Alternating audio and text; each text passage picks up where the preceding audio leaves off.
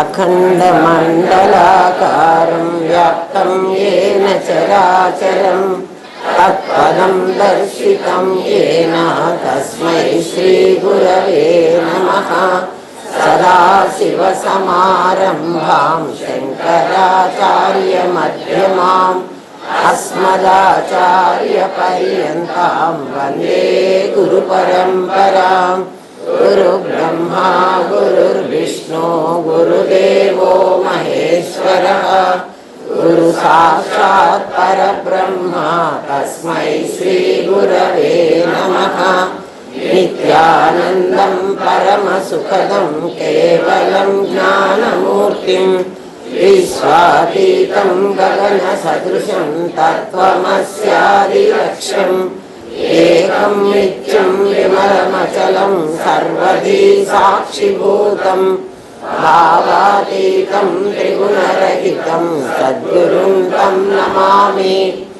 ఓం సహనా భవతు సహనౌ భునక్తు సహ వీర్యం కరవావహై తేజస్వినావధీతమస్తు మా విద్విషావహై. ఓం శాంతి శాంతి శాంతి. కనిపిస్తోంది అన్న ఒక్క సెంటెన్సే ఇంకా కదా. ఎవరుగా కనిపించాలో వాళ్ళుగా కనిపించాలి కానీ ఇంకోళ్ళుగా కనిపించడానికి అవకాశం లేదు కదా. ఇంకోళ్ళుగా కనిపించారు అంటే అది భ్రాంతి కావాలి కదా. నేను ఒకళ్ళని గురించి ఏదో పోట్లాడాను ఎవరితోనో, వాళ్ళు నా మీదకి యుద్ధానికి వస్తారేమో అని నా మనస్సులో నేను అనుకుంటూ ఉన్నా. నేను ఎవరితో పోట్లాడలేమ్మా, మీకు ఉదాహరణ కోసం చెప్తున్నా. ఎవరితోనో పోట్లాడాను, పక్కింటి అమ్మాయితో పోట్లాడాను, మేము ఇద్దరం కొట్లాడుకున్నాము. నేను ఇంట్లోకి వచ్చా, అది కూడా ఇంట్లోకి పోయింది. అది ఊరుకోదేమో, ఏ రౌడీలనన్నా పిలుచుకొని వస్తుందేమో అని నేను అనుకుంటున్నా. సిచ్యుయేషన్ మీకు అర్థం కావడానికి చెబుతున్నా. ఆ సమయంలో మా ఇంటికి మా చుట్టాలే వచ్చారు, నా తలుపు కొట్టారు. ఇప్పుడు ఇమీడియట్గా నేనేమనుకుంటాను, ఆ అమ్మాయి ఎవరినో, ఎందుకంటే దాన్ని తిట్టా కదా, అది ఎవరినో రౌడీల్ని పిలుచుకొని మా ఇంటికి వచ్చి ఉంటుంది అని నేను అనుకుంటా కదా. నేను తలుపు తెరవగానే నాకు వచ్చింది నా చుట్టమే అయినా నాకు ఆ వచ్చిన వాడు ఆమె పిలుచుకొచ్చిన రౌడీలాగా కనపడతాడు. అర్థమైందా? అదేమిటండి మీకు కళ్ళు లేవా, కనపడవా? అట్లెందుకు కనపడింది అంటే నా మనస్సు ఏ భావన చేస్తూ ఉంటుందో ఆ భావన ప్రకారమే ఆ వ్యక్తి నాకు కనపడతాడు. అర్థమే. ఇది సిద్ధాంతం. అంటే మనస్సు భావనను అనుసరించి దృష్టి ఉంటుంది, మనకు కనబడే చూపు ఉంటుంది. మనం ఒక వ్యక్తిని మంచివాడు అనుకుని చూసినట్లయితే అతనిలో, అసలు ప్రతి వాళ్ళలో ఒక మంచి ఒక చెడు రెండు ఉంటాయి. మంచి మాత్రమే మనకు కనపడుతుంది. అర్థమైందా? అంటే మంచివాడు అని మనం చూస్తే కాదు, కళ్ళతో కాదు, నా భావనలో నాకు అట్లా ఉంటే నాకు వాడు మంచివాడుగానే కనపడతాడు. ఇంకొకడు వాడిని చెడ్డవాడుగా చూసి ఉంటాడు. వాడు చెడ్డవాడు అని వాడు అంటూనే ఉంటాడు, నీకు తెలియదు వాడు చాలా చెడ్డవాడు అని. కానీ నాకు మాత్రం వాడు చెడ్డవాడుగా కనిపించాడు. రెండు సిచ్యుయేషన్స్ చెప్పాను మీకు. ఏమిటి? నా మనస్సులో నేను ఒక ఐడియా వేసుకుని ఉంటే, ఐడియా బట్టే థింగ్ మనకు వస్తువు అట్లా కనపడుతుంది. మంచివాడు అని మన మనస్సులో వేసుకుంటే, మంచివాడు ఇన్ ద హెల్పింగ్ నేచర్, వాడు చాలా సహాయం చేసేవాడు, వాడు చాలా బుద్ధిమంతుడు అట్లా తోచినప్పుడు వాడిని గురించి మనకు అటువంటి భావనే కలుగుతుంది కదా. దాన్ని భ్రమ అంటారు. భ్రమ అంటే ఏమిటి? నిజంగా అక్కడ ఉన్నది కాదు, నీవు అనుకున్న దాని ప్రకారం ఆ వ్యక్తి ఆ రకంగా నీకు కనపడతాడు. ఏమా భ్రమ కాకపోతే దానికి ఆపోజిట్ వర్డ్ ఏమిటి అని అడిగితే దాన్ని ప్రమ అంటారు. ఇది భ్రమ, అది ప్రమ. ఏమా ప్రమ అంటే యథార్థంగా అందులో ఏమున్నదో అది. భ్రమ అంటే నువ్వు ఏమనుకుంటున్నావో అది. ఇప్పుడు 2 పదాలు వచ్చినాయి మనకు. ఇదిగో చూడండి, ఇది భ్రమ.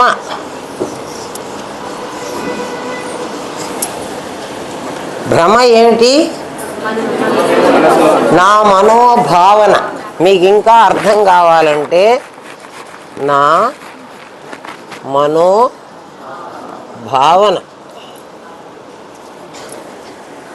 కదా. మన పిల్లకు ఒకదానికి భానుభావన అని పెట్టారు. అంటే ఏమిటి? నా భావం ఎట్లుందో అది ఆ రూపంగా బయటకు వచ్చింది. ఒట్టి భావన కాకుండా, అంటే నా మనోభావన, నా మనస్సులో నేను ఏమనుకుంటున్నానో అట్లా అక్కడ వ్యక్తి కనపడుతోంది. ఇంకొకటి భ్రమ. 2 పదాలు మనకు అర్థమైనాయి. ఒకటి భ్రమ, ఒకటి భ్రమ. మొదటిది భ్రమ. నాకు ఇక్కడ నేను నిలబడలేక నేను అట్లా రాసా, కానీ మొదటిది భ్రమ. భ్రమ అనేది ఎప్పటికీ ఉంటుంది, అది మారడానికి వీల్లేదు. ఎందుకంటే మా ఇంటికి వచ్చింది చుట్టమే, నా చుట్టమే, ఇంకోడెవడో రాలేదు. కానీ ఇంకోడెవడో వచ్చాడు అన్నది నా భ్రమ. ఎందుకు నా భ్రమకి మళ్ళీ రీజన్ ఏంటి? నేను ఆమెతో ఇప్పుడే పోట్లాడి ఆమెను ఏదో చెడ్డ మాటలు తిట్టి వచ్చేసా. తిట్టిన ఆమె పడి ఊరుకోదు కదా. ఆమె సోర్స్ ఏదో ఆమె చెప్పుకొని రౌడీని పిలుచుకొని వస్తుంది. ఇప్పుడు రౌడీ వాడు లేడు అసలు. ఆమె పిలుచుకొస్తుంది అన్నది కూడా లేదు. ఆమె అసలు పాపం సైలెంట్గా ఊరుకుంది నాతో తిట్లు తిని. కానీ నా భావనలో రౌడీ ఉన్నాడు. ఆ సిచ్యుయేషన్ మీకు అర్థమయ్యి ఉంటే ఇప్పుడు నేను చెప్పబోయేది అర్థమవుతుంది. సిచ్యుయేషన్ బాగా అర్థం చేసుకోండి. రౌడీ అసలు లేడు, రౌడీ పుట్టలే. ఆమె రౌడీలతో చెప్పి మాట్లాడి నన్ను కొట్టించడానికి తీసుకురాలే. మా ఇంటికి వచ్చినవాడు రౌడీ కాదు. మా ఇంటికి వచ్చినవాడు నాకు కావలసిన వాడు, నా బంధువు కదా. అంతవరకు అర్థమైంది కదా. ఇప్పుడు చెప్తారండి, నా దగ్గర ఉన్నది పరమాత్మ మాత్రమే. పరమాత్మ ఏ కారణంగా కూడా ప్రపంచంగా మారలేదు. ప్రపంచంగా మారింది అన్నది నా భావన. పరమాత్మ మారడు. ఎందుకు మారడు అంటే మీకు మొట్టమొదటే చెప్పాను, పరిణామము వివర్తము కదా. ఇంకోటేమిటి చెప్పాను? ఆరంభము. మర్చిపోయినా. ఆరంభము, పరిణామము, వివర్తము అని 3 చెప్పాం మనం ఎక్కడ ఇనీషియల్ స్టేజ్లో. ఆరంభం అంటే ఏమిటి? ప్రారంభించారు. ఎవరు ప్రారంభించాలి అంటే మొదలు పెట్టాలి. ఎవరు మొదలు పెట్టాలి అంటే ఆ పక్కింటి ఆమె రౌడీలని పిలవడం మొదలు పెట్టాలి. జరిగిందా? జరగలేదు. కాబట్టి పరమాత్మ ప్రపంచంగా అయినాడు అంటానికి, అవ్వాలి అనుకున్నాడు అంటానికి, ఏకహ అనేకో అహమస్మి అనుకున్నాడని చెప్పాను మీకు. నేను అనేకం అవ్వాలి, తదేక్షత సో అకామ యత బహుశ్యాం ప్రజాయ ఏతి అనుకున్నట్ట పరమాత్మ. అనుకున్నాడు అన్నది అబద్ధం. కుంపదగా ఇప్పటిదాకా ఏం చెప్పాడురా? ఆయన అనుకున్నాడు, అనుకుని ఇన్ని అయినాడు అని చెప్తున్నాం. ఇందాక మీరే కదమ్మా అనుకున్నాడు, అయిదామని అనుకున్నాడు అన్నమాట అబద్ధం అంటున్నాడు. అది భ్రమ అంటున్నాడు. ఇది భ్రమ. ఏమ్మా? ఆరంభం కొట్టేశాడు అంటే ఆమె అసలు రౌడీల దగ్గరికి వెళ్ళలేదు, వాళ్ళని రమ్మని పిలవలేదు.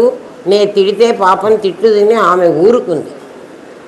ఆమె ఊరుకోదు, ఆమె వస్తుంది అన్నది నా భావన. అది గుర్తుపెట్టుకోండి, మర్చిపోవకండి. పరిణామం అంటే పరమాత్మ ప్రపంచంగా మారాడు అని. పరమాత్మ ఉన్నాడు, వాడు ప్రపంచంగా మారాడు. ప్రపంచంగా అంటే నామరూపక్రియలుగా వాడు మారాడు అంటాం పరిణామం. శాస్త్రమే మళ్ళీ ఏం చెప్పిందంటే ఏది పరిణామం అయింది అంటున్నావో అది తిరిగి ఒరిజినల్ స్టేట్కి రాకూడదు కదా, అప్పుడే పరిణామం ఒప్పుకోవాలి. దానికి ఏం చెప్పాడు? పాలు పెరుగైనట్లు అన్నాడు.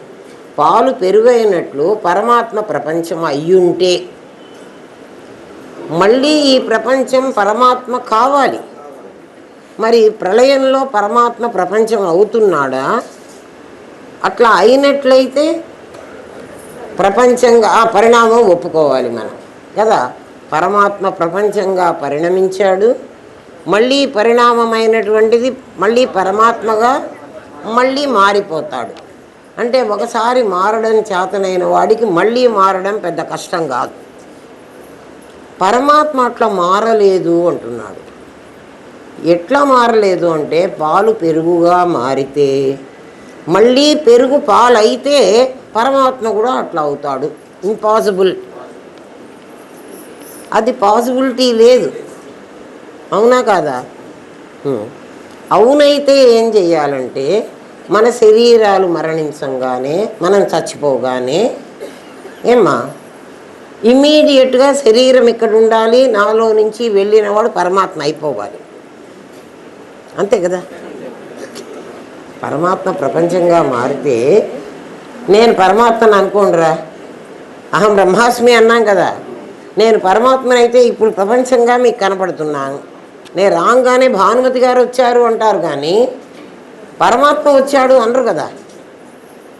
అంటే మీరు ఏమంటున్నారు?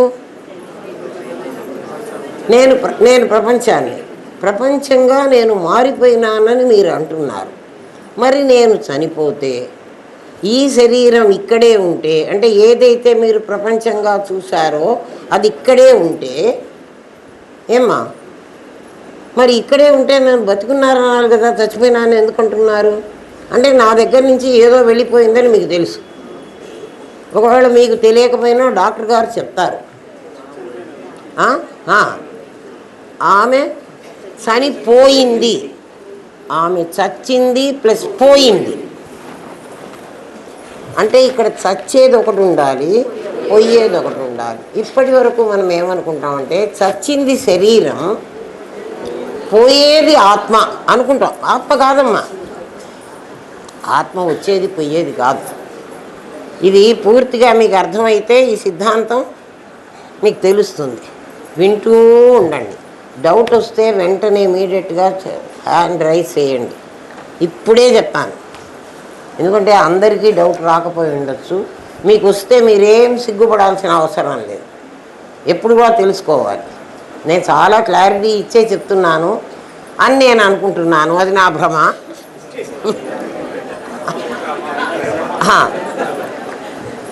ఆలోచించండి.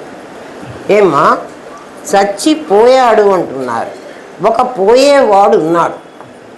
దాని ప్రకారం పోని పోయేవాడు లేడని అనుకుందామంటే ఇప్పటి వరకు మీతో మాట్లాడిన వ్యక్తి ఇప్పుడు మాట్లాడటం లేదు, లేవటం లేదు. పైగా ఇప్పటి వరకు చిన్న ఇంత అగ్గిపుల్ల అంటుకుంటే కూడా గబుక్కుని ఇట్లా అనేవాడు, లైట్ వేస్తే కూడా కళ్ళు వెంటనే తిప్పేవాడు, బండెడు కట్టెల్లో మనం పెట్టినప్పుడు కూడా వాడు కదలటల్లే. దాన్ని బట్టి అందులో ఏదో ఒక పదార్థం పోబట్టే ఇది డెడ్, ఇది చచ్చిపోయింది అని మనం అంగీకరిస్తున్నాం. లేకపోతే ఎవరిని కాల్చడానికి ఎవరు ఒప్పుకోరు. నన్ను కాలుస్తానంటే నేను ఒప్పుకుంటానా? నాకేమాత్రం ప్రాణం ఉన్నా ఒప్పుకోను కదా. కాబట్టి పరమాత్మ అప్పుడు ఇమీడియట్గా ఏమవ్వాలి? ఆ పోయిన వాడెవడో వాడు పరమాత్మ అయి ఉండాలి. అవునా కదా?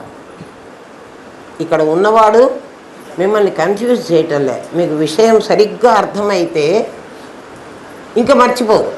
అందుకు చెప్తున్నా, పరమాత్మ ప్రపంచంగా మారి ఉంటే మళ్ళీ ప్రపంచం పరమాత్మ అయిపోవాలి. అట్లా కావటం లేదు. దానికి ఈ సిద్ధాంతాన్ని ఒప్పుకుండే వాళ్ళు పెద్దలు ఏమంటున్నారంటే, పెద్దలంటే కొంతమంది ఎప్పుడు కూడా ఆర్గ్యుమెంట్ చేసి కదా సిద్ధాంతం తయారు చేసేది. ఒక్కడు నిర్ణయించింది సిద్ధాంతం కాదు. అందరూ కలిసి అంగీకరిస్తేనే కదా సిద్ధాంతం అయ్యేది. ఎట్లా సిద్ధాంతం అవుతుందో చెప్తా, ఉదాహరణ చెప్తా వినండి. ఒకడెవడో రాకెట్లో ఆ చంద్రమండలానికి వెళ్ళాడు. మీరు వెళ్ళలేదు, నేను వెళ్ళలేదు. మనం వెళ్ళామా? కానీ వాడు వెళ్ళింది మనం కళ్ళతో చూసామా? ఆమ్స్ట్రాంగ్ వాళ్ళు ఎవరో వెళ్ళారన్నారు ఎప్పుడో 50 years బ్యాక్ కదా, చంద్రుడి మీద కాలు పెట్టారని. ఇవన్నీ మనం వార్త విన్నామే కానీ మనం చూడలేదు. కానీ మనం ఒప్పుకుంటున్నాం, లేదు లేదు వాడేం వెళ్ళుండడు అంటే. నీవు వెళ్ళడానికి సాధ్యం కానటువంటి దాన్ని ఇంకోడు వెళ్ళాడు అని నువ్వు నమ్మడానికి రెడీగా లేవు. ఎందుకంటే అది నీకు సాధ్యం కాలేదు కదా. ఏమో వెళ్ళాడో లేదో, వాడు ఎవడన్నా అట్లా నాకు రాశాడేమో. కాదురా నాయన, వెళ్ళాలి చంద్రమండలానికి, వాడు వెళ్ళాడు, వాడి అనుభవాలు ఇవి అని చెప్తే వాడి మాట మనం నమ్ముతున్నాం. అట్లాగే భూమి బల్లపరుపుగా ఉంది అనుకున్నారు ఒకప్పుడు. బల్లపరుపుగా లేదురా, భూమి గుండ్రగానే ఉంది. ఇప్పుడు మనకు బల్లపరుపుగానే కనపడుతుంది భూమి, కానీ మనం భూమి గుండ్రగా ఉందని నమ్ముతున్నాం. ఎందుకని? గుండ్రగా ఉన్న భూమిని నువ్వు చూడలేదు, నువ్వు నమ్ముతున్నావు. అట్లా ఆత్మ అనేటువంటి ఉందని నువ్వు చూడకపోయినా కదా, నువ్వు కూడా అటువంటి ధైర్యం చేసి ఆ యోక్ తగిలించుకుని నువ్వు కనుక వెళ్ళగలిగితే నువ్వు కూడా చంద్రమండలానికి వెళ్ళచ్చు ఏమ్మా. కానీ ఇప్పుడు నువ్వు వెళ్ళలేవు. అట్లా సాధన చేసి ఆత్మ పరమాత్మ అనే రెండు నీకు తెలిసి ఉంటే ఈ సిద్ధాంతాన్ని నువ్వు అంగీకరిస్తావు. నాకు తెలియదు కాబట్టి నేను ఒప్పుకోను అని నువ్వనంటే నీ ఆర్గ్యుమెంట్కి ఏదైనా బేస్ ఉండాలి. అర్థమైందా? అట్లా ఆత్మ పరమాత్మ ప్రపంచం కాలేదు. ప్రపంచం అయితే మళ్ళీ ఆయన పరమాత్మ కావడానికి వీల్లేదు, పాలు పెరుగైనట్లు అని ఒక సిద్ధాంతం చేశారు. ఆ సిద్ధాంతాన్ని ఖండించడానికి ఇంకొకళ్ళు ఏం చేశారంటే, జాతస్య హి ధ్రువో మృత్యు ధ్రువం జన్మ మృతస్య చ అని భగవద్గీత చెప్పింది కదా. అంటే పుట్టిన ప్రతివాడు చస్తాడు, చచ్చిన ప్రతివాడు పుడతాడు. అంటే ప్రతి పాలు పెరుగవుతుంది, పెరుగైన పాలు మళ్ళీ పాలవుతాయి అని భగవద్గీత చెప్పింది అని ఆర్గ్యూ చేసేవాళ్ళు ఉన్నారు, ప్రబుద్ధులు.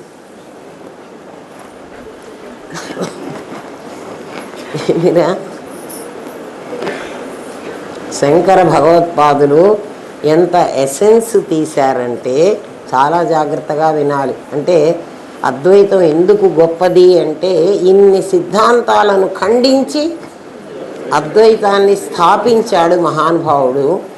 దాన్ని నీకు తెలియదు కాబట్టి అది కాదు అంటానికి నీకు అధికారం లేదు. తెలుసుకోవడానికి ప్రయత్నించు. ఈ జన్మలో కాకపోతే ఇంకో జన్మలోనైనా నీకు తెలుస్తుంది. ఎందుకు తెలుస్తుంది అంటున్నారు? చంద్రమండలానికి పోవాలంటే నువ్వు ఆ ర్యాకెట్లో వెళ్ళాలి, దానికి ట్రైన్ అవ్వాలి, అవన్నీ అక్కర్లేదురా నాయన కదా. ఇది అలాంటిది కాదు.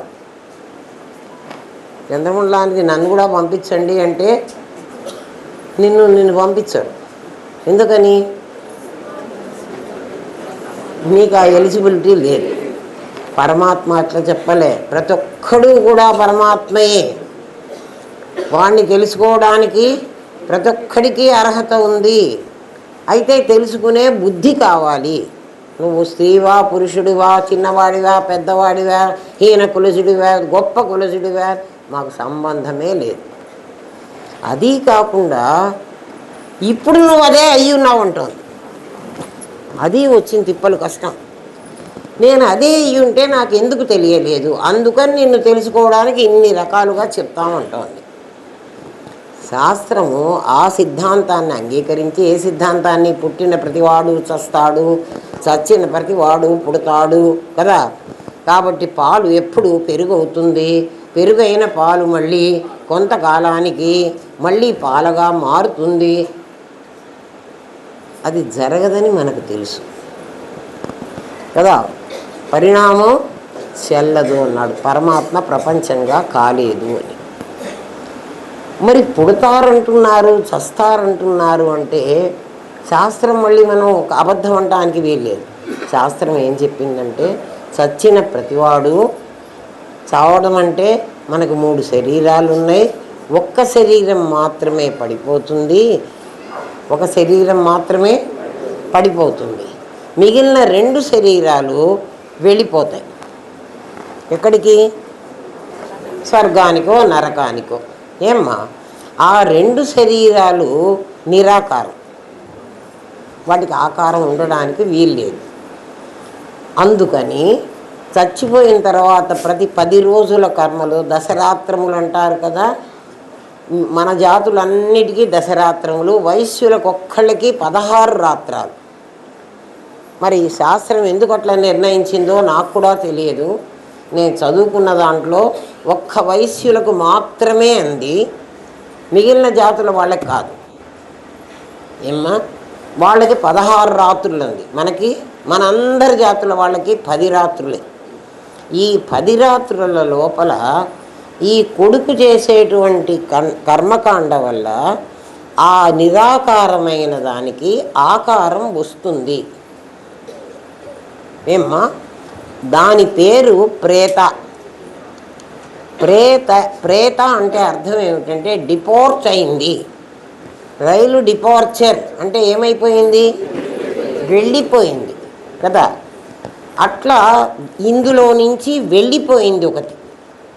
ఆ వెళ్ళిపోయిన దాన్ని నిరాకారమని, సూక్ష్మ శరీరమని, కారణ శరీరమని, మొత్తం 3 శరీరాలు మనకు ఉన్నాయని, ఈ 3 శరీరాలకు అవతల ఒక ఆత్మ ఉందని.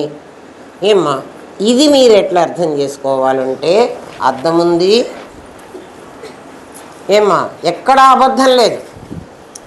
శాస్త్రాన్ని సరిగ్గా నువ్వు అర్థం చేసుకుంటే అబద్ధం అనేది అస్సలు ఉండదు. ఇంత ముక్క కూడా కల్పితం కాదు, చాలా నిజం. చాలా నిజమని మీరు ఎలా చెప్పగలరు? దర్శించిన వాడే చెప్పగలడు. దర్శించకపోతే ఏమో బా అంటాడు. దర్శించిన వాడే. దర్శించడం అంటే వాడు నేకెడ్ ఐతో చూశాడు. ఏమండి, మీరు చెప్పినవన్నీ మేము నమ్మం, మీరు నమ్మక్కర్లేదు, భగవద్గీత నమ్ముతుంది.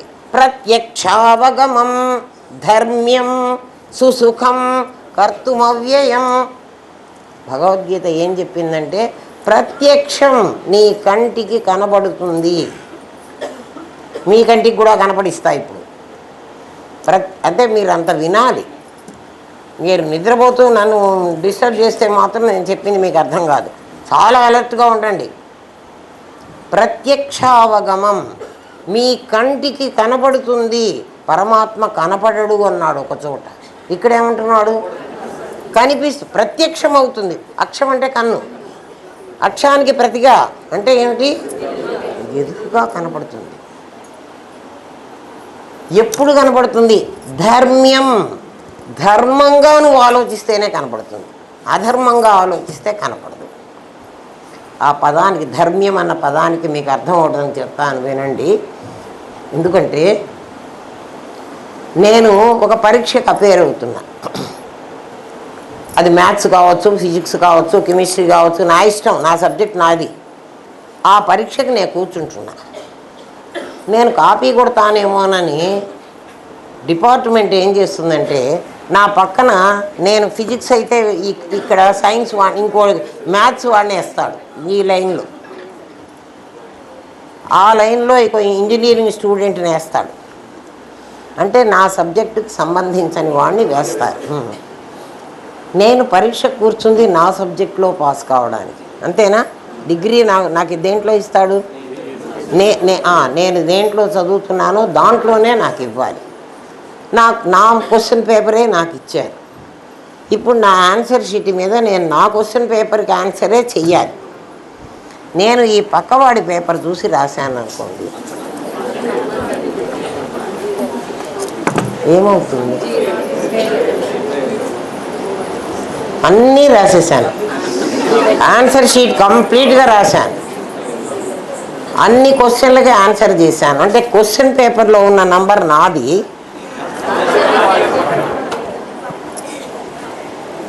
ఇప్పుడు నాకు డిగ్రీ మంచిగా వస్తుంది కదా.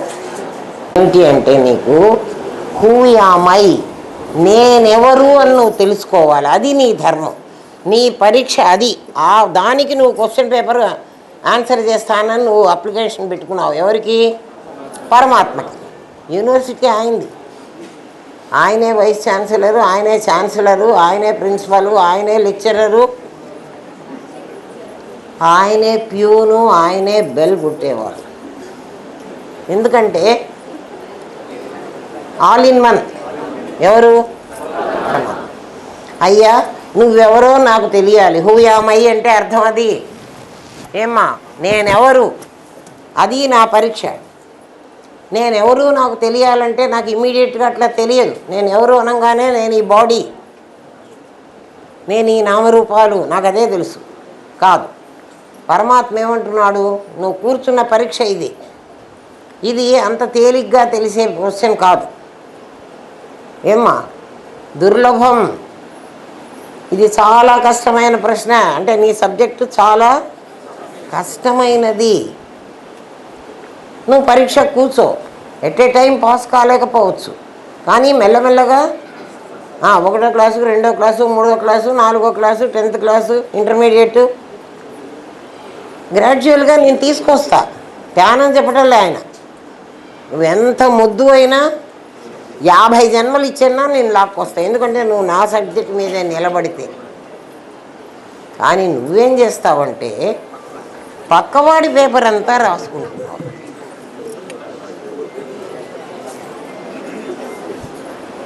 నేను పక్కవాడి పేపర్ ఎక్కడ రాశానండి అను వెంటనే క్వశ్చన్ అయ్యి, నేనేం రాయలేదు, నేను నా పేపరే రాస్తున్నాను.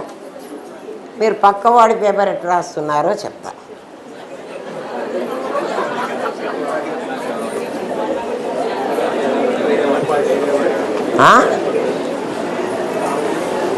నీ సబ్జెక్టే కాని వాడి పేపర్.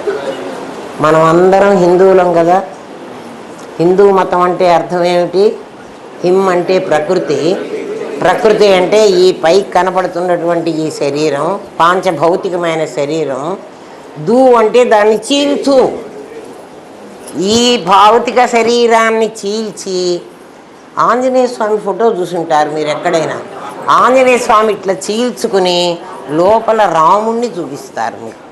లోపల ఆంజనేయ స్వామి చీల్చుకుంటే రాముడు ఉండడు. ఆంజనేయ స్వామి అనేది నీ ఫిజికల్ బాడీ, దీని లోపల పరమాత్మ ఉన్నాడు. ఆయన చూసింది పరమాత్మగా రాముణ్ణి. ఆంజనేయ స్వామి చూసింది పరమాత్మగా ఎవరిని? రాముణ్ణి. కానీ మనం చూడవలసింది ఎవరిని? ఇప్పుడు రాముణ్ణి చూడక్కర్లే, నువ్వు ఆంజనేయ స్వామి కాదు. నువ్వు చూడవలసింది ఎవరిని? హూ యామై అని అడుగుతున్నావు, నేనెవరు. కాబట్టి ఇది నాది, నువ్వే చెప్తున్నావు ఇది నాది అని. నేను చూడాలి నువ్వు. నేను చూడాలంటే దీన్ని చీల్చు అని అర్థం. దేన్ని చీల్చాలి? నాదిని చీల్చు. ఎప్పుడైనా చీల్చడము అనేటువంటి పదం జరిగింది అంటే దీన్ని ఛేదించు అని అర్థం, దీన్ని తీసేసేయి అని అర్థం. దాని లోపల ఒకటి దొరుకుతుంది. పండు ఉంది, చీనీ పండు ఉంది, అరటి పండు ఉంది.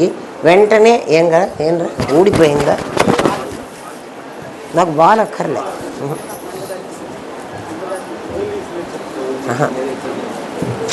పండు అని చెప్పడానికి పండు అర్థమవుతుంది కదరా, అక్కర్లే.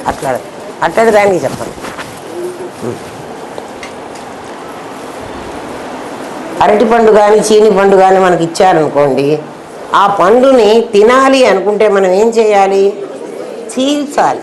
చీల్చడం అంటే ఆ చెక్కు తీసేయాలి. తెలియనటువంటి చిన్న పిల్లవాడికి అరటి పండిస్తే వాడు మొత్తం పండుగ నోట్లో పెట్టుకుంటాడు. అంటే ఛేదించాలని వాడికి తెలియదు. మనం ఇప్పుడు ఛేదించకుండా మనం కూడా తినాలి అనుకుంటే ఈ శరీరమే నేను అనుకుంటాం. అప్పుడు మనం ఎంత పిల్లలం అయినట్లు? అంటే అరటి పండుని ఒలిచి తినాలి అనేటువంటిది కూడా తెలియని వాళ్ళు ఈ శరీరమే నేననుకుని, ఇదే శాశ్వతం అనుకుని ఆలోచించండి కదా. అంటే ఇప్పుడు మనమందరం ఏ స్టేజిలో ఉన్నాం? అరటిపండు చేతికిస్తే ఏంది వీళ్ళకి పిచ్చా, వెళ్ళి ఆనందధామంలో కూర్చోవడం ఏమిటి? ఆవిడ వచ్చినప్పటి నుంచి తిడుతూనే ఉంటుంది. ఆ తిట్లు తినాల్సిన కర్మ ఏం పట్టింది వీళ్ళకి? హాయిగా ఉండక కదా. మన అన్నం మనం తిని వచ్చి కూర్చుని ఆమె చేత తిట్లు తిని, పైగా ఎన్ని తిట్లు తిట్టినా నవ్వుకుంటూ ఉండి,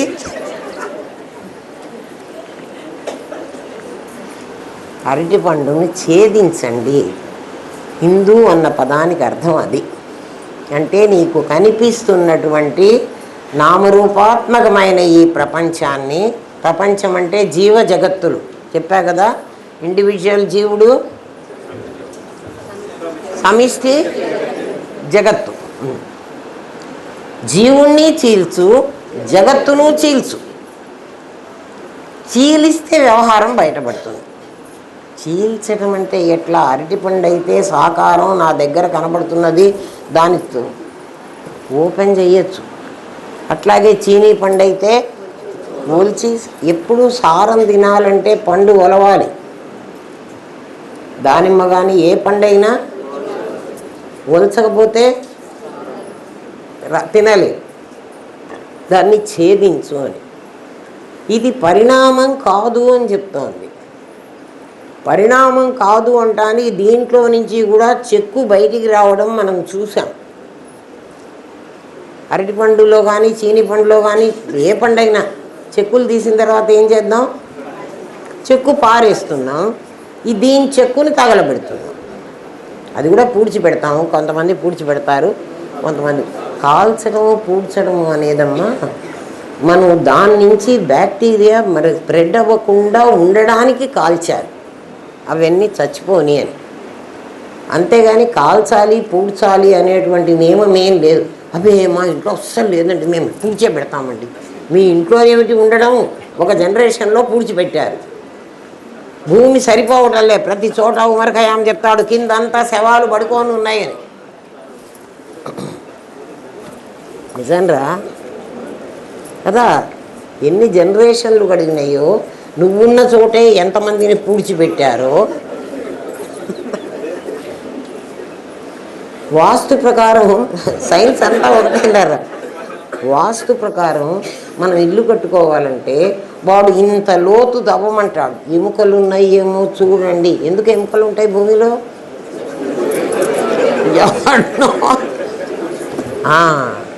ఎందుకంటే మీరు హైదరాబాద్లో చూడండి రా, ఒక 35 ఇయర్స్ బ్యాక్ నేను ఎప్పుడు వెళ్ళాను హైదరాబాదు. 86 నుంచి హైదరాబాద్లో ఉన్నా. మా ఇంటికి వెళ్ళే దారిలో కొత్తపేట ఫ్రూట్ మార్కెట్ దాటంగానే లెఫ్ట్ సైడే ఒక శ్మశానం. దాంట్లో ఒక కళ్ళు కాంపౌండ్ ఉండేది ఒకప్పుడు. ఇప్పుడు అవన్నీ అపార్ట్మెంట్లు. చూపెడతారా? నా కళ్ళతో నేనే చూశాను. రైట్ సైడ్ ఇటు ఓమిని హాస్పిటల్ అని ఒక హాస్పిటల్ ఉంది. కొత్తపేటలో లోపలికి తిరిగేటప్పుడు 86లో సంగతి చెప్తున్నాను నేను. ఇటువైపు ఉన్న ఇప్పుడు ఓమిని హాస్పిటల్ ఉందే, అది ఒక పెద్ద కాంపౌండ్. దాంట్లో ఒక రైస్ మిల్ ఉండేది, ఒక శ్మశానం ఉండేది. ఒక శ్మశానం ఒక హాఫ్ రైస్ మిల్. ఆ రైస్ మిల్ తర్వాత ఏమైపోయిందో నాకు తెలీదు. తర్వాత కొన్నాళ్ళకి చూసినప్పుడు అక్కడ ఓమిని హాస్పిటల్ టర్న్ అవుతుంటే, అట్లా మనం ఉన్న చోటు ఎంతమంది, ఇది పల్లెగా ఉన్నప్పుడు పొలాలుగా ఉన్నప్పుడు ఎంతమందిని పూడ్చిపెట్టారు. పూడ్చిపెట్టడానికి ఇంకా చోటు లేక, ఇంత చోటు చాలదురా నాయన, కాలిస్తే కొంచెం చోట్లోనే అయిపోతుంది. ఆ బూడిద ఎత్తుకుపోయి గురుదేవులు మాకు మరణాన్ని గురించి అంత ఈజీగా చెప్పేవాళ్ళు. చావుని గురించి అస్సలు బాధపడక్కర్లేదని. నేను చెప్పను మీకు. చెక్కు తీస్తున్నామని చెబుతున్నా. ఒక చెక్కు ఊడిపోవడం మనకి తెలుసు. మీకు అది అనుమానంగా అనిపిస్తే ఒక్కసారి జమ్మి చెట్టు దగ్గరికి వెళ్ళి పొద్దున 8 గంటల నుంచి సాయంత్రం 5 గంటల వరకు కాసేపు నుంచోండి. ఎన్ని చెక్కులు ఊడిపోయి వస్తుంటాయో చూడండి. చూడండి, మా గురుదేవులు మమ్మల్ని అట్లాగే పంపించారు. మేము అట్లాగే తెలుసుకున్నాం. అంటే చెక్కు ఊడిపోతుంది. చెక్కు ఊడిన తర్వాత లోపల ఇంకా ఎసెన్స్ ఉంది కదా మనకి. అరటిపండు చెక్కు తీసినంత మాత్రాన పండు చావలే, పండులో ఉన్న శక్తి చావలే. ఆ పండులో శక్తి ఉన్నట్లు సారం, దాన్ని సారం అంటాం, అది మన ఆ సూక్ష్మ శరీరంలో ఉందిట. ఎందుకంటే ఉంది అని చెప్పాలంటే ఇప్పుడు నేను సూక్ష్మ శరీరంలో ఉండాలి. నా పేరు ఏమిటి అంటే ప్రేత. చచ్చిపోయిన దగ్గర మీరు మంత్రం వినిరండి, ఆ చెప్పే మంత్రంలో ప్రేత ప్రేత అని పిలుస్తూ ఉంటారు. వాడికి ఒక్కొక్క అవయవాన్ని కలిగిస్తారు. ఒక్కొక్క నెల మాసికం పెట్టినప్పుడంతా ఒక్కొక్క అవయవాలు కలిగిస్తారు. 12 నెలలు అయ్యేటప్పటికీ, ఆ 12 కాదు 14 అవుతాయి. మూణ షాన్మాసికం అని ఒకటి, త్రైపక్షకం అని ఒకటి, 2 కలుపుకొని మొత్తం 14 ఉంటాయి. 14లో ఆ కొడుకు ఈ తండ్రికి అవయవాలని ఇంప్లిమెంట్ చేస్తాడు. దేంతో? భావన. చెప్పాను, గుర్తుందా? ఆ భావనతో దాన్ని కలిగిస్తాడు. ఎవరికి? ఆ ప్రేత. ప్రాయిత ప్రేత. ప్రేత అంటే డిపోర్ట్ అయినవాడు, వదిలేసినవాడు. ఎవరిని వదిలేశాడు? పెళ్ళాన్ని వదిలేసినవాడా? మనకు శాస్త్రం ఏం చెప్తుందంటే, ఆ బ్రహ్మభువనాల్లోక బ్రహ్మలోకం మొదలు ఈ భువనాలన్నీ,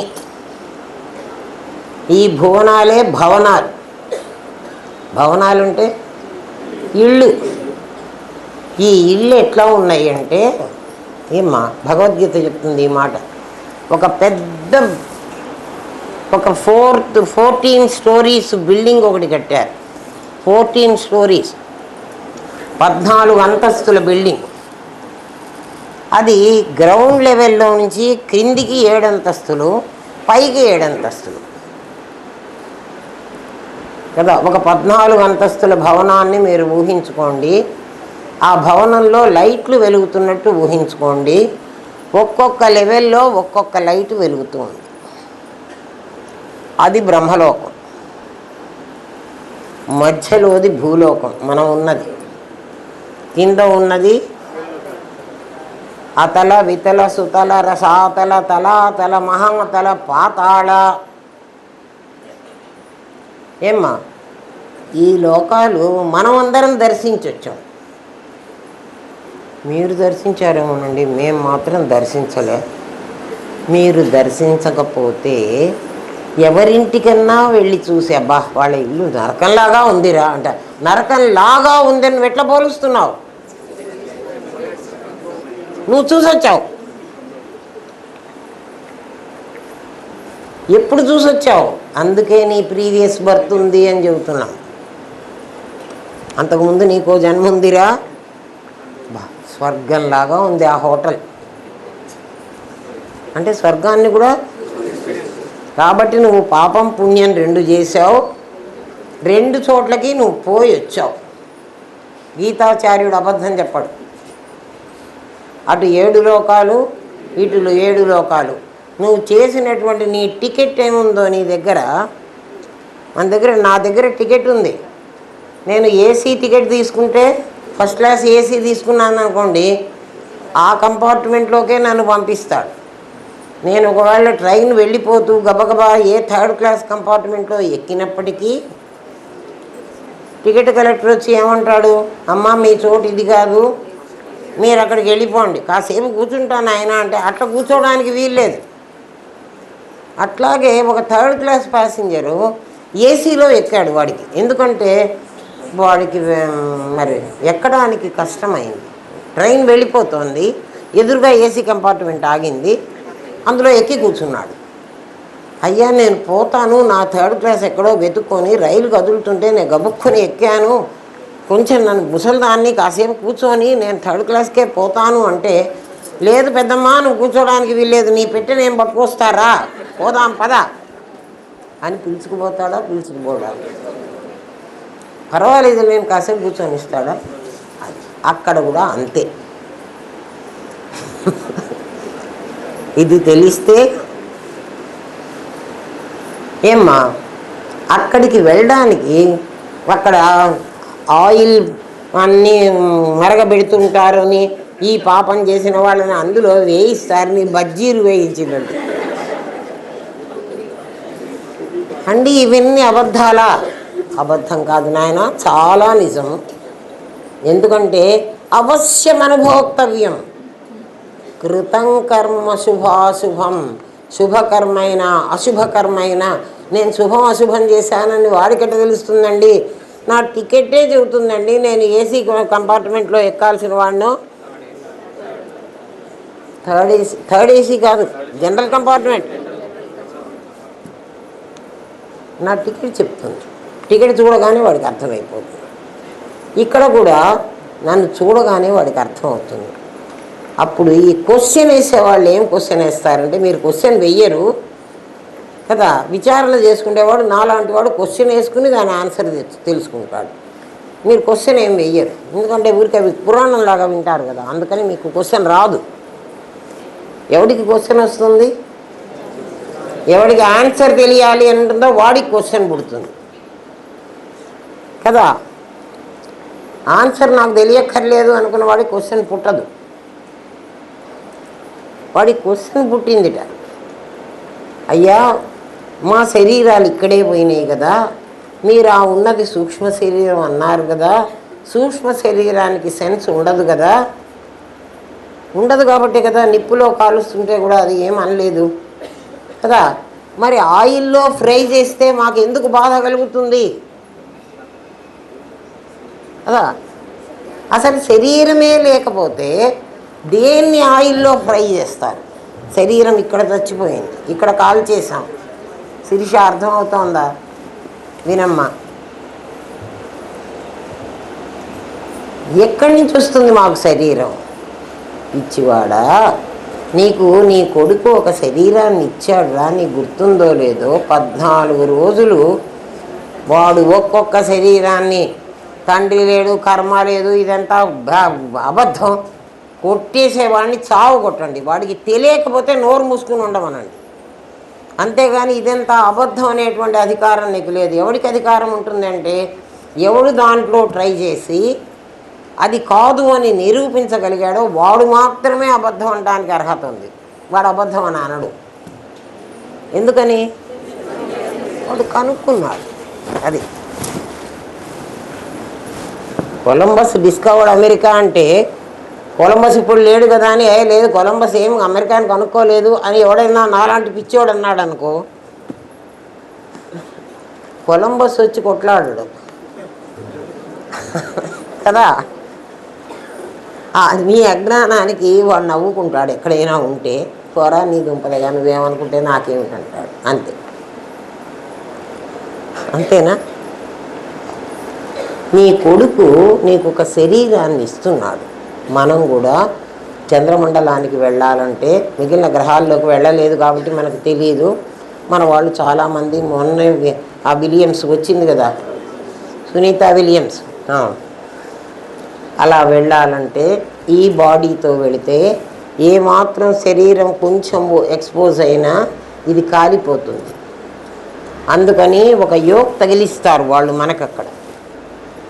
ఆ శరీరంతో మన ఇక్కడ ట్రైన్ చేసేటప్పుడే అలవాటు చేస్తారు. అట్లాంటి శరీరం నీ కొడుకు నీకు ఇస్తాడు.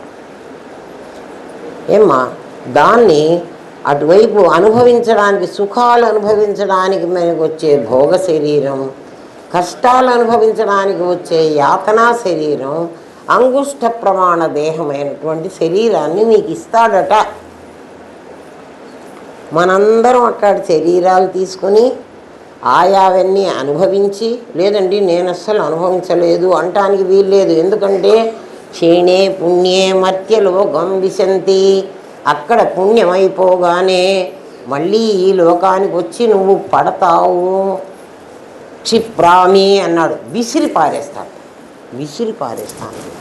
భగవద్గీత ఏముందో తెలుసునా? మెల్లగా పంపించదట. మన కోపం వచ్చినప్పుడు ఏం చేస్తాం? విసిరి కొట్టాం. అది అట్లా కొట్టించుకొని వచ్చాం మనం అందరం.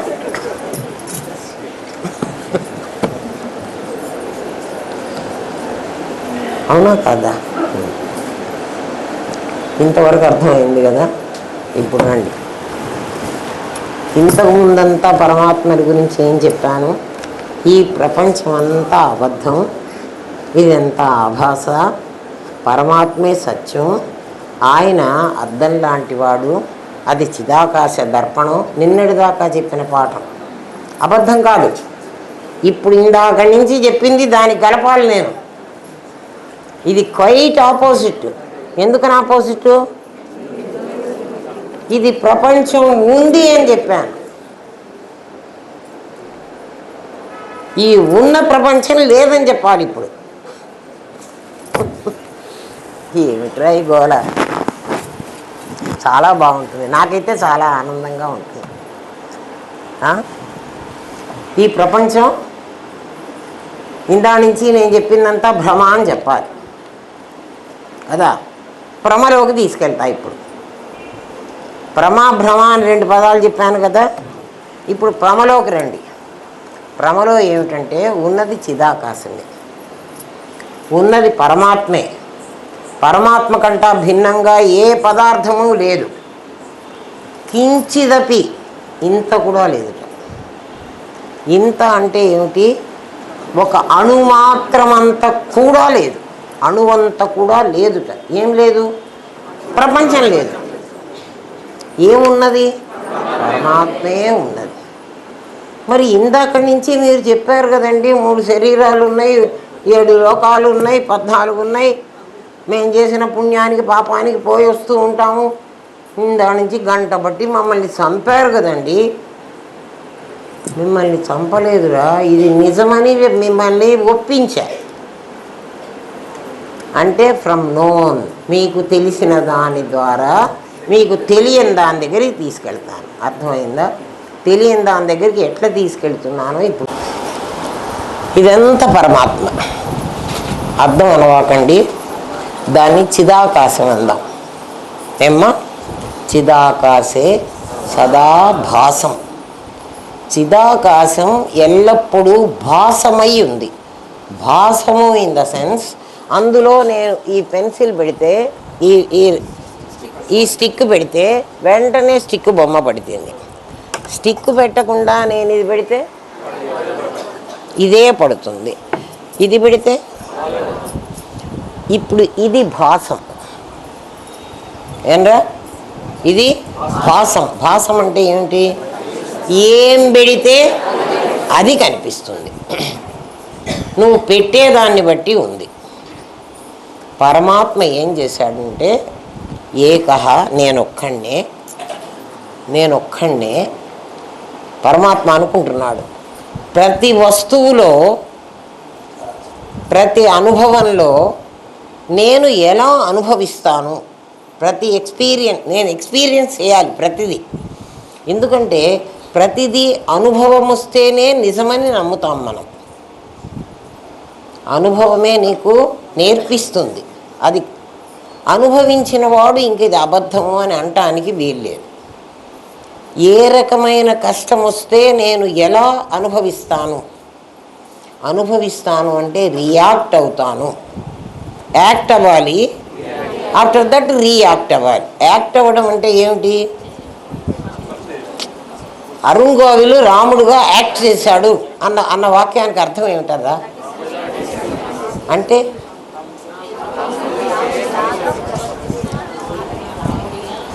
రాముడు అనే భ్రమను తన మీద వేసుకుని తాను రాముడైపోయినాడు.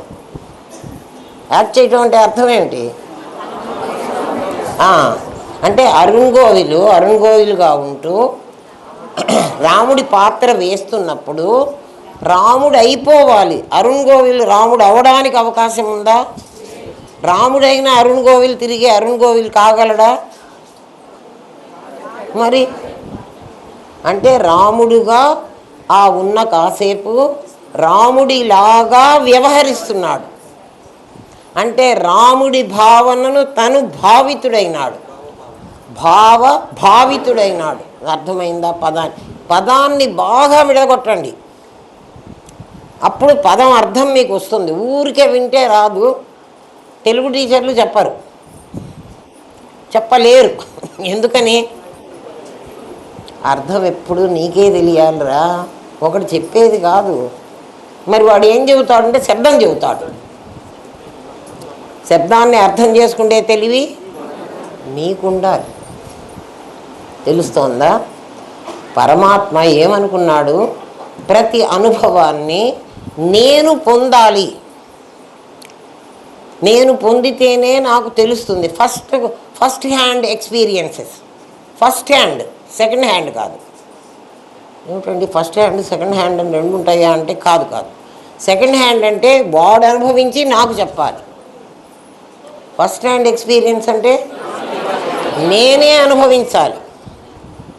ప్రతిదీ నేను అనుభవించాలి. పరమాత్మ కంటే భిన్నంగా ఇంకోడు లేడు కాబట్టి పరమాత్మే అనుభవించాలి ప్రతిదీ. అట్లా నేను అనుభవించాలి అని అనుకున్నాడు ఆయన. అనుకున్నప్పుడు ఎప్పుడైతే అనుకోవడము అని జరిగిందో, పరమాత్మ ఎప్పుడూ జ్ఞానస్వరూపం, ఆయన శక్తి ఎప్పుడూ ఆనంద స్వరూపం. అందుకే జ్ఞానానందమయం దేవం. దేవుడు ఎట్లా ఉంటాడు? జ్ఞానము ఆనందము. సచ్చిత్తులరా ఏం కాదు. మీరు అన్ని డాట్స్ కనెక్ట్ చేసుకోవాలి. పిహెచ్డి చేయటం అంటే అది. కొత్తగా వీడేం కనుక్కోవడానికి లేదు. ఎవ్వడు పిహెచ్డి చేసినా అంటే ప్రజెంట్ పిహెచ్డి వాళ్ళంతా కాపీలు కొట్టుకుంటున్నారులే, అది వేరు. అంతకుముందు రాసిన వాడిది కాపీ కొట్టేస్తే గోల్డ్ మెడల్ కూడా ఇస్తారు. డాట్స్ కనెక్ట్ అవ్వాలి. డాట్స్ ఎవరు పెట్టాడు అంటే మన ఋషులు పెట్టారు. ఏ డాట్ కనెక్ట్ కాకపోయినా నీ లెక్క తప్పైపోతుంది. ఒక్క స్టెప్ వదిలే వస్తుందిరా లెక్క. ఎక్కడ వదిలేసావో కూడా తెలియదు. అది లవమే వదిలేసావో హారమే వదిలేసావో నీకు తెలియదు. పొరపాటుగా ఎక్స్ వదిలేసాయి, బతికిపోతావు. అంతే, ఇది కూడా అంతే. పరమాత్మ జ్ఞానం, ఆయన శక్తి ఆనందం. ఎందుకండి శక్తికి ఆనందం అని పేరు పెట్టారంటే, ఎప్పుడూ శక్తి బయటపడ్డప్పుడు మాత్రమే అనుభవం వస్తుంది. శక్తి బయటపడ్డప్పుడు మాత్రమే అనుభవం అనేది వస్తుంది, లేకపోతే రాదు. ఇదేమిటో మాకు అర్థమయ్యేటి కాస్త చెప్పండి. శక్తి బయటపడటం ఏమిటి, అనుభవం ఏమిటి? ఇక్కడ 5 కేజీల సంచి, బియ్యం సంచి పెట్టాడు వీడు భరత్గాడు తీసుకొచ్చి. అమ్మ ఈ బియ్యం మీరు ఎత్తుకుపోండి అన్నాడు. నాకు ఇచ్చాడు పాపం. ఇందా నుంచి బాగానే ఉంది, నాకు 5 కేజీల బియ్యం ఇచ్చాడు వీడు. తీసుకుపోవచ్చులే, ఏముంది అక్కడ దాకా మోసుకుపోలేనా అనుకుంటున్నా. ఇప్పుడు నేను తీసి ఆ సంచిని లేపినప్పుడు అది నేను లేపగలిగానంటే నాకు ఆనందం. ఒరే వాడిచ్చినా నేను మోసుకుపోయలేకపోయినా. అర్థమైందా? శక్తి బయటపడ్డప్పుడు అంటే ఇందా నుంచి నా శక్తి నా లోపల ఉంది. దాన్ని ఇప్పుడు ఏం చేశాను? వ్యక్తం చేశాను. వ్యక్తం చేసినప్పుడే ఎక్స్పీరియన్స్ వస్తుంది. ఎప్పుడైనా శక్తిని వ్యక్తం కావాలి. ఆ వ్యక్తం అవడమే ఆనందం. ఏమ్మా? శక్తి వ్యక్తం అవడమే ఆనందం. జ్ఞాన ఆనందమయం దేవం నిర్మల స్ఫటిక ఆకృతి.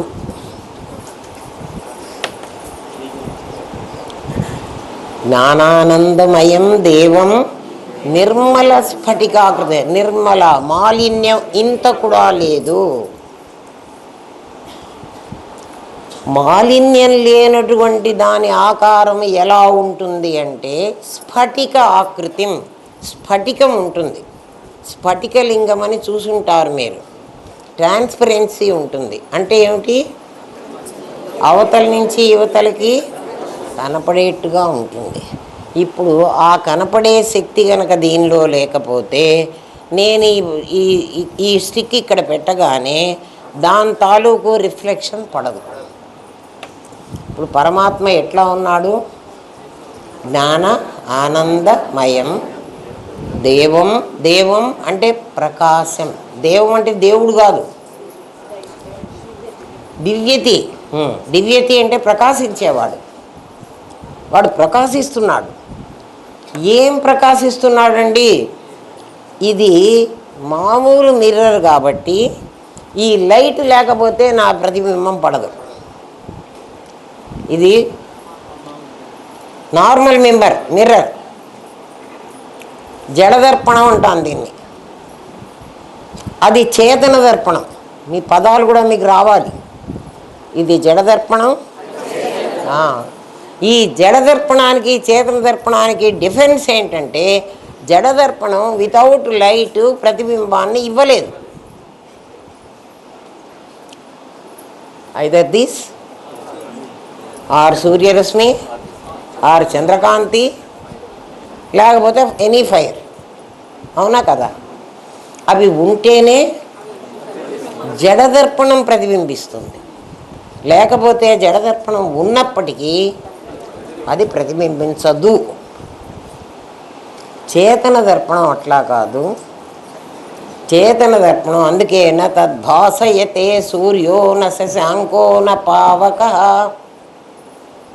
అక్కడ సూర్యకాంతి ప్రకాశించదు అంటే సూర్యకాంతి అవసరం లేకుండానే, సూర్యకాంతి ప్రకాశించని చోటంటూ అసలు ఉండదు. ఏమ్మా, ఒకవేళ సూర్యకాంతి డైరెక్ట్గా మన ఇంట్లోకి రాలేకపోయినా మనం గోడలు అడ్డం పెట్టుకున్నా దాని తాలూకు ఆభాసాన్ని తెల్లవారేటప్పటికి మన ఇంట్లోకి వస్తుంది.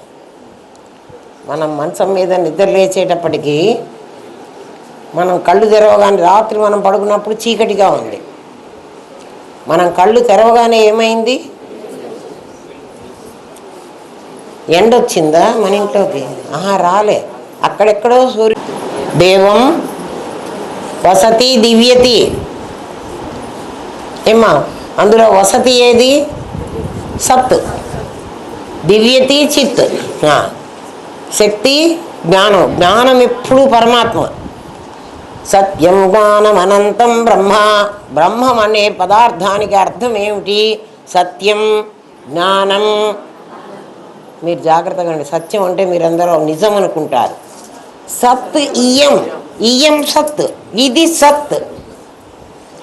ఏది సత్ అని చెప్తున్నావు? ఇది అని అయితే దేన్ని డెఫినేట్ చేయగలవో అది సత్. సత్యం అంటే అర్థం అది. సత్యనారాయణ స్వామి కాదు.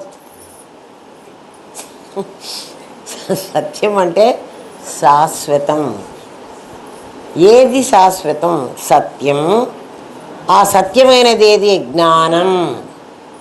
జ్ఞానమే సత్యం. అంటే జ్ఞానం ఇంక్లూడ్స్ సత్. అర్థమవుతుందా అమ్మ? జ్ఞానం ఎక్కడుంటుంది? ఇండివిజువల్గా ఉండలేదు. జ్ఞానం ఎందులో ఉండాలి?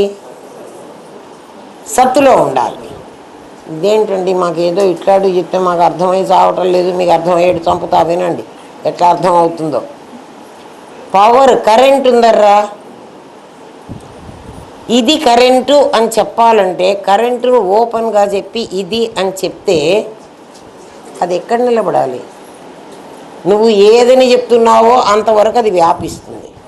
వ్యాపించదా? అప్పుడు కరెంటు నువ్వేం చేస్తావు? ఒక ప్లాస్టిక్ వైర్లో బంధిస్తావు. ఇది కరెంటు వైరు, ఇది లైవ్ వైరు అని చెప్తే ఇది అంటే లైవ్ వైరు లైవ్గా ఉందా, కవర్ వేసుకొని ఉందా? అది. ఇప్పుడు లైవ్ వైరు ఇదిగో కరెంట్ కవర్ వేసుకుని ఉంది చూడండి. ఇవన్నీ కవర్లు. దట్ ఈజ్ సత్. ఏం చెప్పమంటారు? ఇప్పుడు పరమాత్మ మీకు కనపడ్డా లేదా? ఏమిరా నీ లైవ్ వైర్లన్నీ ఏం చేసాయి? లైవ్ కవర్ వేసుకొని ఉన్నాయి. కవర్ ఏంట్రా? సత్తు. అవునా కాదా? సత్తు తీసేస్తే చచ్చిపోయేదేమిటి? కవర్ తీసేసాడు. కవర్ తీసేసిన వైరు అప్పుడు కూడా కాపర్ వైర్ అయితే మనకు కనపడుతుంది. ఇది కాపరు కాదు, ఇది ఏ మెటలు కాదు. అది పరమాత్మ అట్లా ఉంటాడు. మరి శాతనైనంత ఊహించుకోండి. అంతకంటే మీరు దర్శించే వరకు ఊహే, అంతకంటే ఏం చేయలేదు. దర్శిస్తే మీకే అర్థమైపోతుంది. నేను ఇన్నిసార్లు చెప్పక్కర్లే. ఇన్ని రకాలుగా చెప్తే మీకు దర్శించేటువంటి శక్తి వస్తుందని చెప్తున్నాను. కళ్ళు మూసుకుంటే ఏమొస్తుంది? కళ్ళు మూసుకుంటే ఏం రాదు. ఏమిరా మరి నన్నేం చేయమంటారా? చూడండి రా అని మిమ్మల్ని పిలుచుకొస్తే కళ్ళు మూసుకుంటే ఏది చూస్తారు? ఏం చూసేది లేదు. జ్ఞానానందమయం దేవం నిర్మల స్ఫటిక ఆకృతిం. నిర్మలం, మాలిన్యం లేదు. మాలిన్యం ఏమిట్రా అంటే ఈ భ్రమలో వచ్చిన పదార్థాలన్నీ మాలిన్యాలు. భ్రమలో వచ్చిన పదార్థాలు అంటే నీ నామరూప క్రియలు, నీ దేశకాల వస్తువులు, ఇవి మాలిన్యం. ఈ మాలిన్యం లేనటువంటిది నిర్మల. నిర్మల అని పేరు రాసుకుంటారు. అమ్మగారు చేసేవన్నీ తప్పుడు పనులే. ఇంకా వాళ్ళకి ఎందుకురా నిర్మల అని పేరు రాయటం? అన్నీ మాలిన్యాలే కదా. గౌతమ బుద్ధుడు అడుగుతాడు. ఒకటి పేరు, ఆయన యాత్ర అది రథం మీద తీసుకెళ్తారు కదా గౌతమ బుద్ధుణ్ణి. అతను రథం సారథి ఎవడో, వాడి పేరు గుర్తురాదు నాకు. సరే, నీ గుర్తు రాదులే, పైన కూడా వాకు ఇప్పుడు గుర్తు రాదు. గుర్తు పైన లేదు, నీ లోపల ఉంది. ఇస్తే వెంటనే గుర్తు చెప్పండి, లేకపోతే ఊరుకోండి. ఎక్స్ప్రెషన్స్ ఇవ్వకండి. ఆ సారథిని అడుగుతాడు. నాకు ఆ పేరు గుర్తు రాలేదు, ఈ మధ్యన అట్లా గుర్తు రాకుండా పోతున్నాయి. 84 కాబట్టి తర్వాత దాని మీద బ్రెయిన్ వర్క్ చేసి ఎప్పుడు లాక్కొస్తుంది. అది ఇంపార్టెంట్ ఏం కాదు, ఎవరో ఒక సారథి అనుకోండి. ఒకడు చచ్చిపోయి ఉంటాడు అక్కడ. ఆ చచ్చిపోయిన అవి ఏమైంది, వాళ్ళందరూ ఎందుకు ఏడుస్తున్నారో, అక్కడ వాడు పడుకొని ఉన్నాడు ఏమిటి అని అడుగుతాడు బుద్ధుడు. అంటే అతను చనిపోయినాడు రాజా, యువరాజు కదా అని చెప్తాడు. ఎవరు చనిపోయినారు, వాడి పేరు ఏంటో కనుక్కోమంటాడు. అమర్ అని చెప్తారు. వాడి పేరు అమర్. అమర్ భీ మర్తా హై. అమర్ అంటే చావడు. అడుగుతాడు బుద్ధుడు, అమర్ చస్తాడా అని. నీకు ఆశ్చర్యం అవుతుంది. అందుకే బుద్ధుడు అట్లా వెళ్ళిపోయినాడు. ఇంకా కొంచెం దూరమే వెళ్ళాట. ఒక బిచ్చగత్తె అడుక్కుంటోందిట. అడుక్కుంటూ ఉంటే చూశాట. ఆమె ఎందుకు అట్లా బెగ్ చేస్తోంది, ఏమైంది, ఆమెకు కష్టం అని అడుగుతాడు.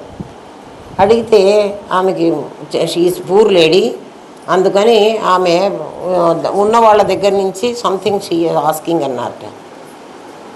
అంటే ఎందుకు అట్లా అడుగుతోంది ఆమె పేరేమిటి అని అన్నట్ట. ఆమె లక్ష్మి అని చెప్పారట. లక్ష్మీ బి భీక్ మాంగ్తీ హై అంటాడు. లక్ష్మి కూడా అడుక్కు తింటుందే.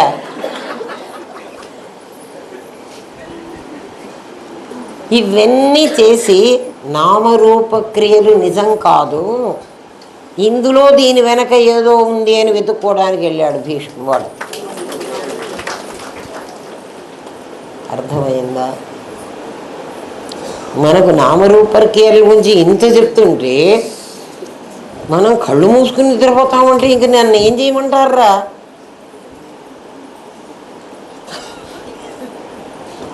నిర్మల స్ఫటిక ఆకృతిం ఆధారం సర్వ విద్యానం. సర్వ విద్య అంటే ఇందా నుంచి మీకు చెప్తున్నటువంటి ఆరంభమా, పరిణామమా, వివర్తమా, అదే ఇదిగా కనిపిస్తోందా అన్నదానికి వివర్తం ఇంకా చెబుతాను. ఇవాళ చెప్పలేకపోతే రేపు చెప్తాను. ఏమ్మా, ఆరంభం పరిణామం చెప్పా కదా, అది వాటిని గురించి ఇప్పుడు డీకోడ్ చేస్తా. టైం ఉంటే వివర్తం కూడా డీకోడ్ చేస్తా, నాకేం పర్వాలేదు. పరమాత్మ అనేకో అహమస్మి అనుకుని తదేక్షత, దాన్ని చూడాలనుకున్నాడు. ఈక్షించడం అంటే చూడడం. ఎట్లా చూస్తాడు? చూడాలంటే దానికంటే భిన్నంగా ఉండాలి. సో అకామయత, అందుకని వెంటనే దాన్ని గురించి ఆలోచన చేశాడు. ఆలోచించాడు. ఆలోచించడమే ఇచ్ఛ. ఇచ్చే కామం. కామం అంటే కోరిక. ఏమి కోరిక? నేను ఇప్పుడు ఢిల్లీ వెళ్ళాలి, ఇది నా కోరిక. అది ఇచ్ఛాశక్తి వెంటనే వ్యక్తమైంది. ఇచ్ఛాశక్తి వ్యక్తం కాగానే నెక్స్ట్ జ్ఞానశక్తి, నేను కూడా ఉన్నానని వస్తున్నది. ఇచ్ఛా జ్ఞాన క్రియ అనేవి 3 శక్తులు. ఇచ్ఛా జ్ఞానం కలిసి కలిసి ఉంటాయి, క్రియ కొంచెం దూరంగా ఉంటుంది. ఎందుకంటే ఇది ప్లాను, అది ఎగ్జిక్యూషన్. ఎగ్జిక్యూషన్కి నీకు ఇంకొకళ్ళ సహాయం కావాలి. ఇచ్ఛకి ఎవరి సహాయం అవసరం లేదు. అర్థమైందా? ఇచ్ఛకి జ్ఞానానికి సహాయం అక్కర్లేదు. కానీ ఇక్కడ సహాయం ఉంది. ఎవరి సహాయం ఉంది? అమ్మవారి సహాయం ఉంది అయ్యవారికి. అది కాకుండా ఇంకోళ్ళ సహాయం అవసరం లేదు. ప్లాన్ ఎగ్జిక్యూట్ చేయాలంటే ఇంకొకటి కావాలి. ఆ ఇంకొకటి మెటీరియల్ అయి ఉండాలి కదా. ఆల్వా ఎడిసన్ బల్బు కనిపెట్టాడంటే వాడి మనస్సులో దాని ప్లాన్ అంతా తయారైంది. ఏమేమి చేస్తే బల్బు తయారవుతుంది, ఆ బల్బు వెలుగుతుంది, ఆ ఫిలమెంట్ వెలగాలంటే ఏమేమి మెటీరియల్ కావాలి, ఇది ఆయన ప్లాన్. అది ఎగ్జిక్యూషన్కి వచ్చేటప్పటికి పంచభూతాల్లో ఉన్న పదార్థాలనే తీసుకోవాలి, దాన్ని మెటీరియల్ అంటారు. అప్పుడు ఆ మెటీరియల్ కాసు ఇక్కడ వాడి నిమిత్త కారణం, ఇది ఉపాదాన కారణం. కాబట్టి మెటీరియలు తర్వాత ఎనర్జీ. సైన్స్ అదే చెప్తోంది, ఆ రెండే కావాలి. ఎనర్జీ లేకపోతే నువ్వు మెటీరియల్ తయారు చేయలేవు. మెటీరియల్ తనకై తాను ఫామ్ కాలేదు. ఎనర్జీ పేరు చిచ్చక్తి, మెటీరియల్ పేరు జడశక్తి. 2 శక్తులే. చిచ్చక్తి చేతనారూప, జడశక్తి జడాత్మిక. చిచ్చక్తి ఇమీడియట్గా చైతన్యం అయి కూర్చుంటుంది, జడశక్తి దాన్ని కవర్ చేసేటువంటి కవర్ అయి కూర్చుంటుంది. ఇప్పుడు నాది నేను 2 ఎవరండి?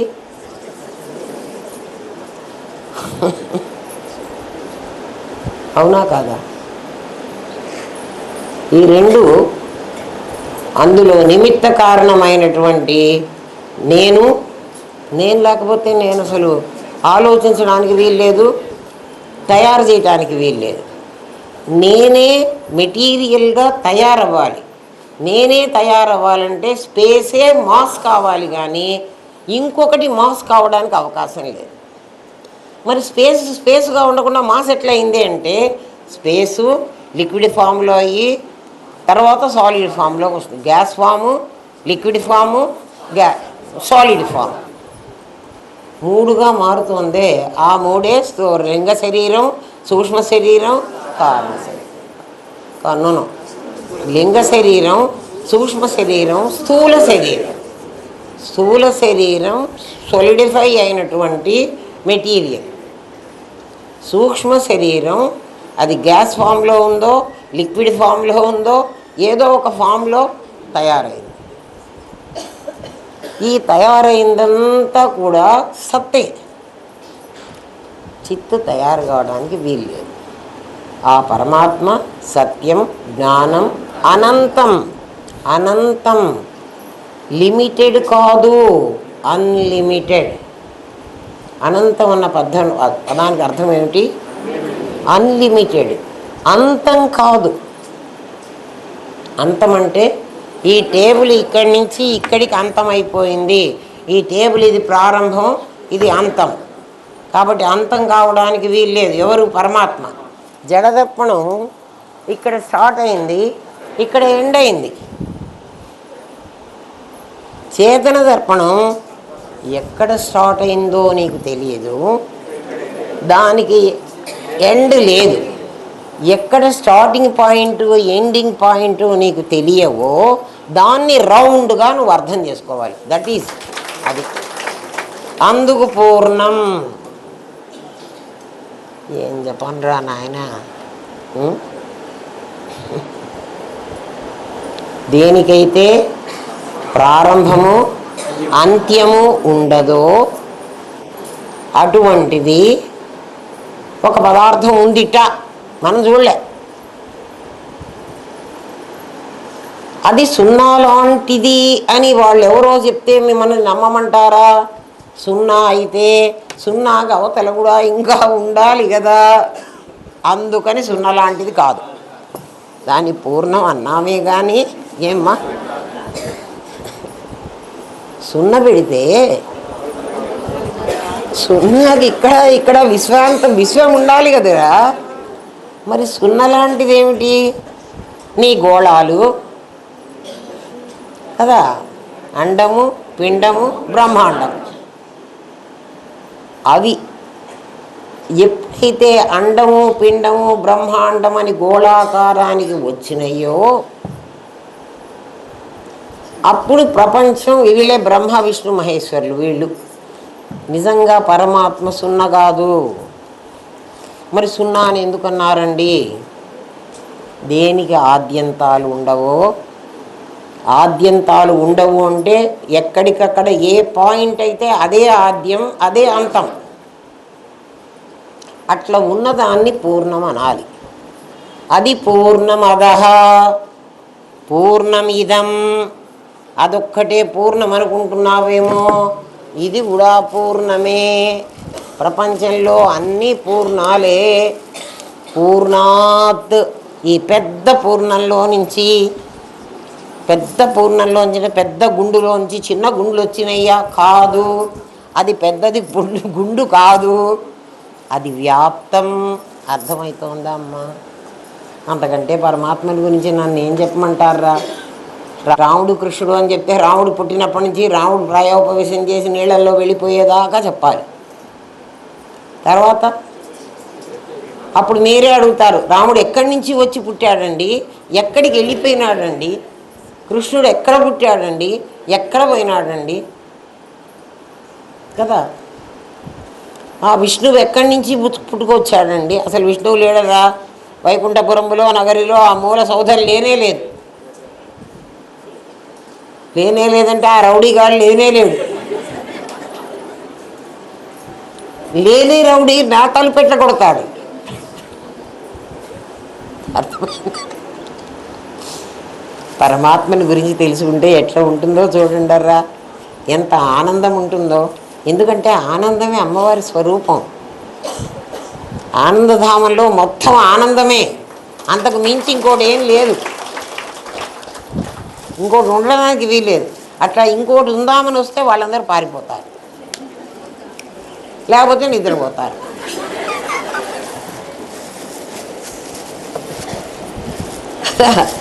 ఎవడి శక్తి వ్యక్తం అవుతుందో వాడు నిద్రపోడు, ఎవడి శక్తి అవ్యక్తంగా ఉంటుందో వాడు నిద్రపోతాడు. అర్థమైందా?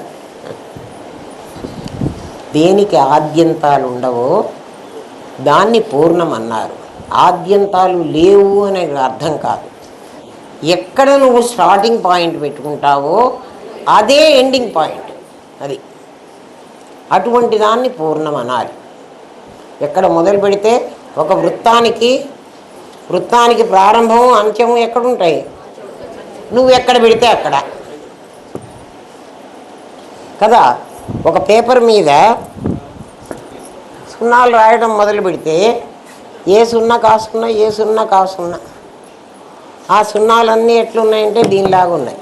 కాస్త ఊహించుకోండి. మొత్తం ఉన్న పరమాత్మలో అట్లా అనేక సున్నలు వచ్చినాయి.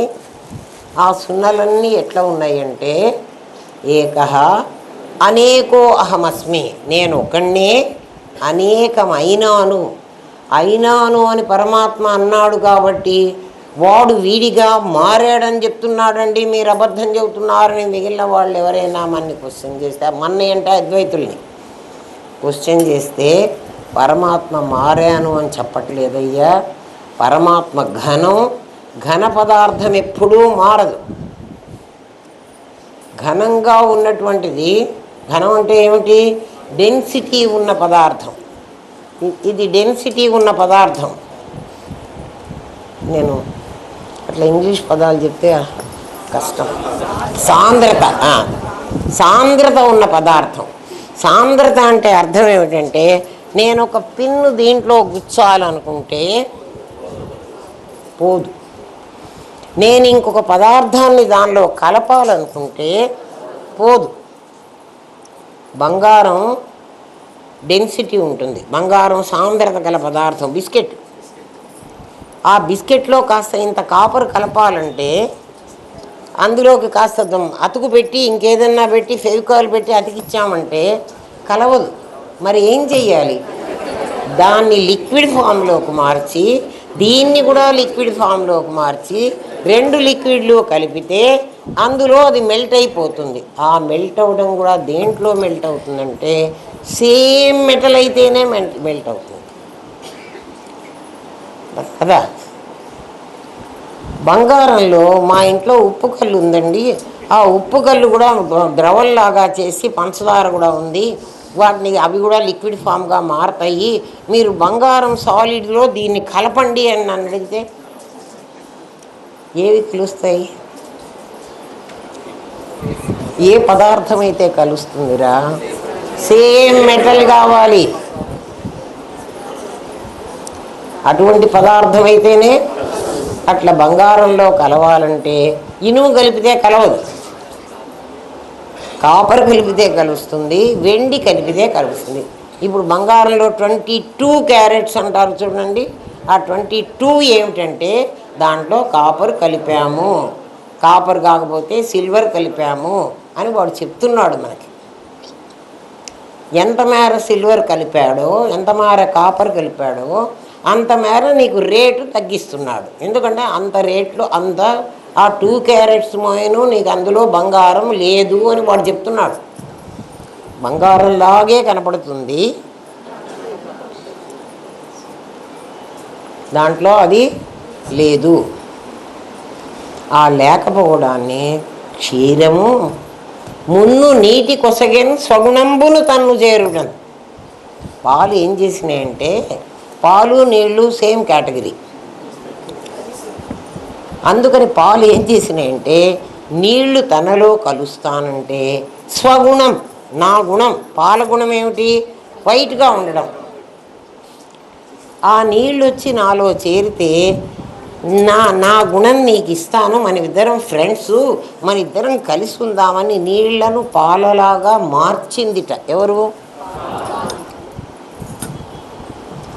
వాళ్ళిద్దరూ దోస్తులు అయిపోయినారు. ఎవరిద్దరు? క్షీరము మున్ను నీటి కొసగెన్ స్వగుణంబును తన్ను చేరుటను. క్షీరము తప్తమవుటగని ఆ పాలు కాగిపోతున్నాయిట. ఆ నీళ్లు అయ్యయ్యో ఇది నాకు ఆశ్రయం ఇచ్చిందే, ఇవి కాస్త కాగిపోతున్నదే, ఈ పాలన్నీ అయిపోతాయేమో అని గబగబా చిత్తూరికెన్ వెతచే జలంబు, ఆ నీళ్ళన్నీ ఇట్లా పొంగినాయిట. పాలల్లో ఉన్న నీళ్లు పొంగినాయిట. పొంగి ఏం చేసినాయంటే నిప్పు నార్పుదాం అనుకున్న, ఏ నిప్పు వల్ల తన ఫ్రెండ్కి కష్టం వస్తుందో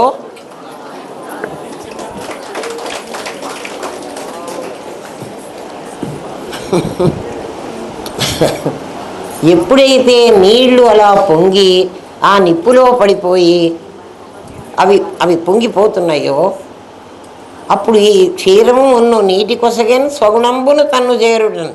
ఆ క్షీరము తప్తమవుటగని చిత్తూరికని వెతచే జలంబు, నీళ్లు నిప్పులో పడదామని పోయినాయి. దుర్వార సుహృద్విపత్తి కానీ, అది వారించడానికి వీలైనటువంటి స్నేహితుడికి వచ్చిన ఆ పెద్ద కష్టాన్ని చూసి దుర్వార సుహృద్విపత్తి కానీ వన్ని జ్వరంజనే నీరము, అంతలో నిప్పు నీళ్ళలో పడదాం అనుకుంది కదా, నిప్పు అగ్నిలో పడదాం అనుకుంది. ఇంతలో మన వాళ్ళు కాసిన నీళ్ళు తీసి దాని ముఖాన చల్లారు. ఓ నీరము గూడి శాంతమగు నిల్చు మహాత్ముల మైత్రి ఈగతిన్. మహాత్ముల ఫ్రెండ్షిప్ ఇట్లా ఉంటుంది. మన పెద్దలు ఎంత సంపాదించి మన కోసం పెట్టారా, నాలెడ్జ్, విజ్ఞానం కావలసినంత ఉంది మనకి. అదంతా కాపీ పోగొట్టుకుంటున్నాం.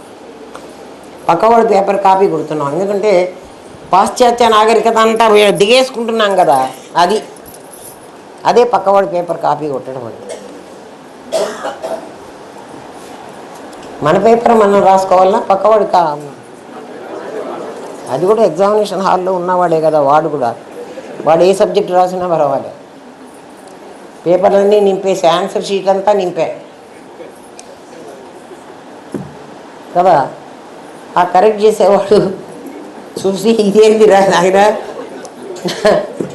నన్ను దేనికి ఎగ్జామినర్గా పిలిచారు, ఇక్కడ పేపర్లో ఏముంది కాబట్టి క్వశ్చన్ నెంబర్ 1 0, క్వశ్చన్ నెంబర్ 2 0. ఎందుకని? కన్సర్న్ లేదు. సున్నాలు పెట్టకేం పెడతాడు, మనకట్ల సున్నాలు పెడుతున్నాడు. అర్థమైందా? ఇప్పుడు ఏమైంది అర్థం చేసుకోండిరా.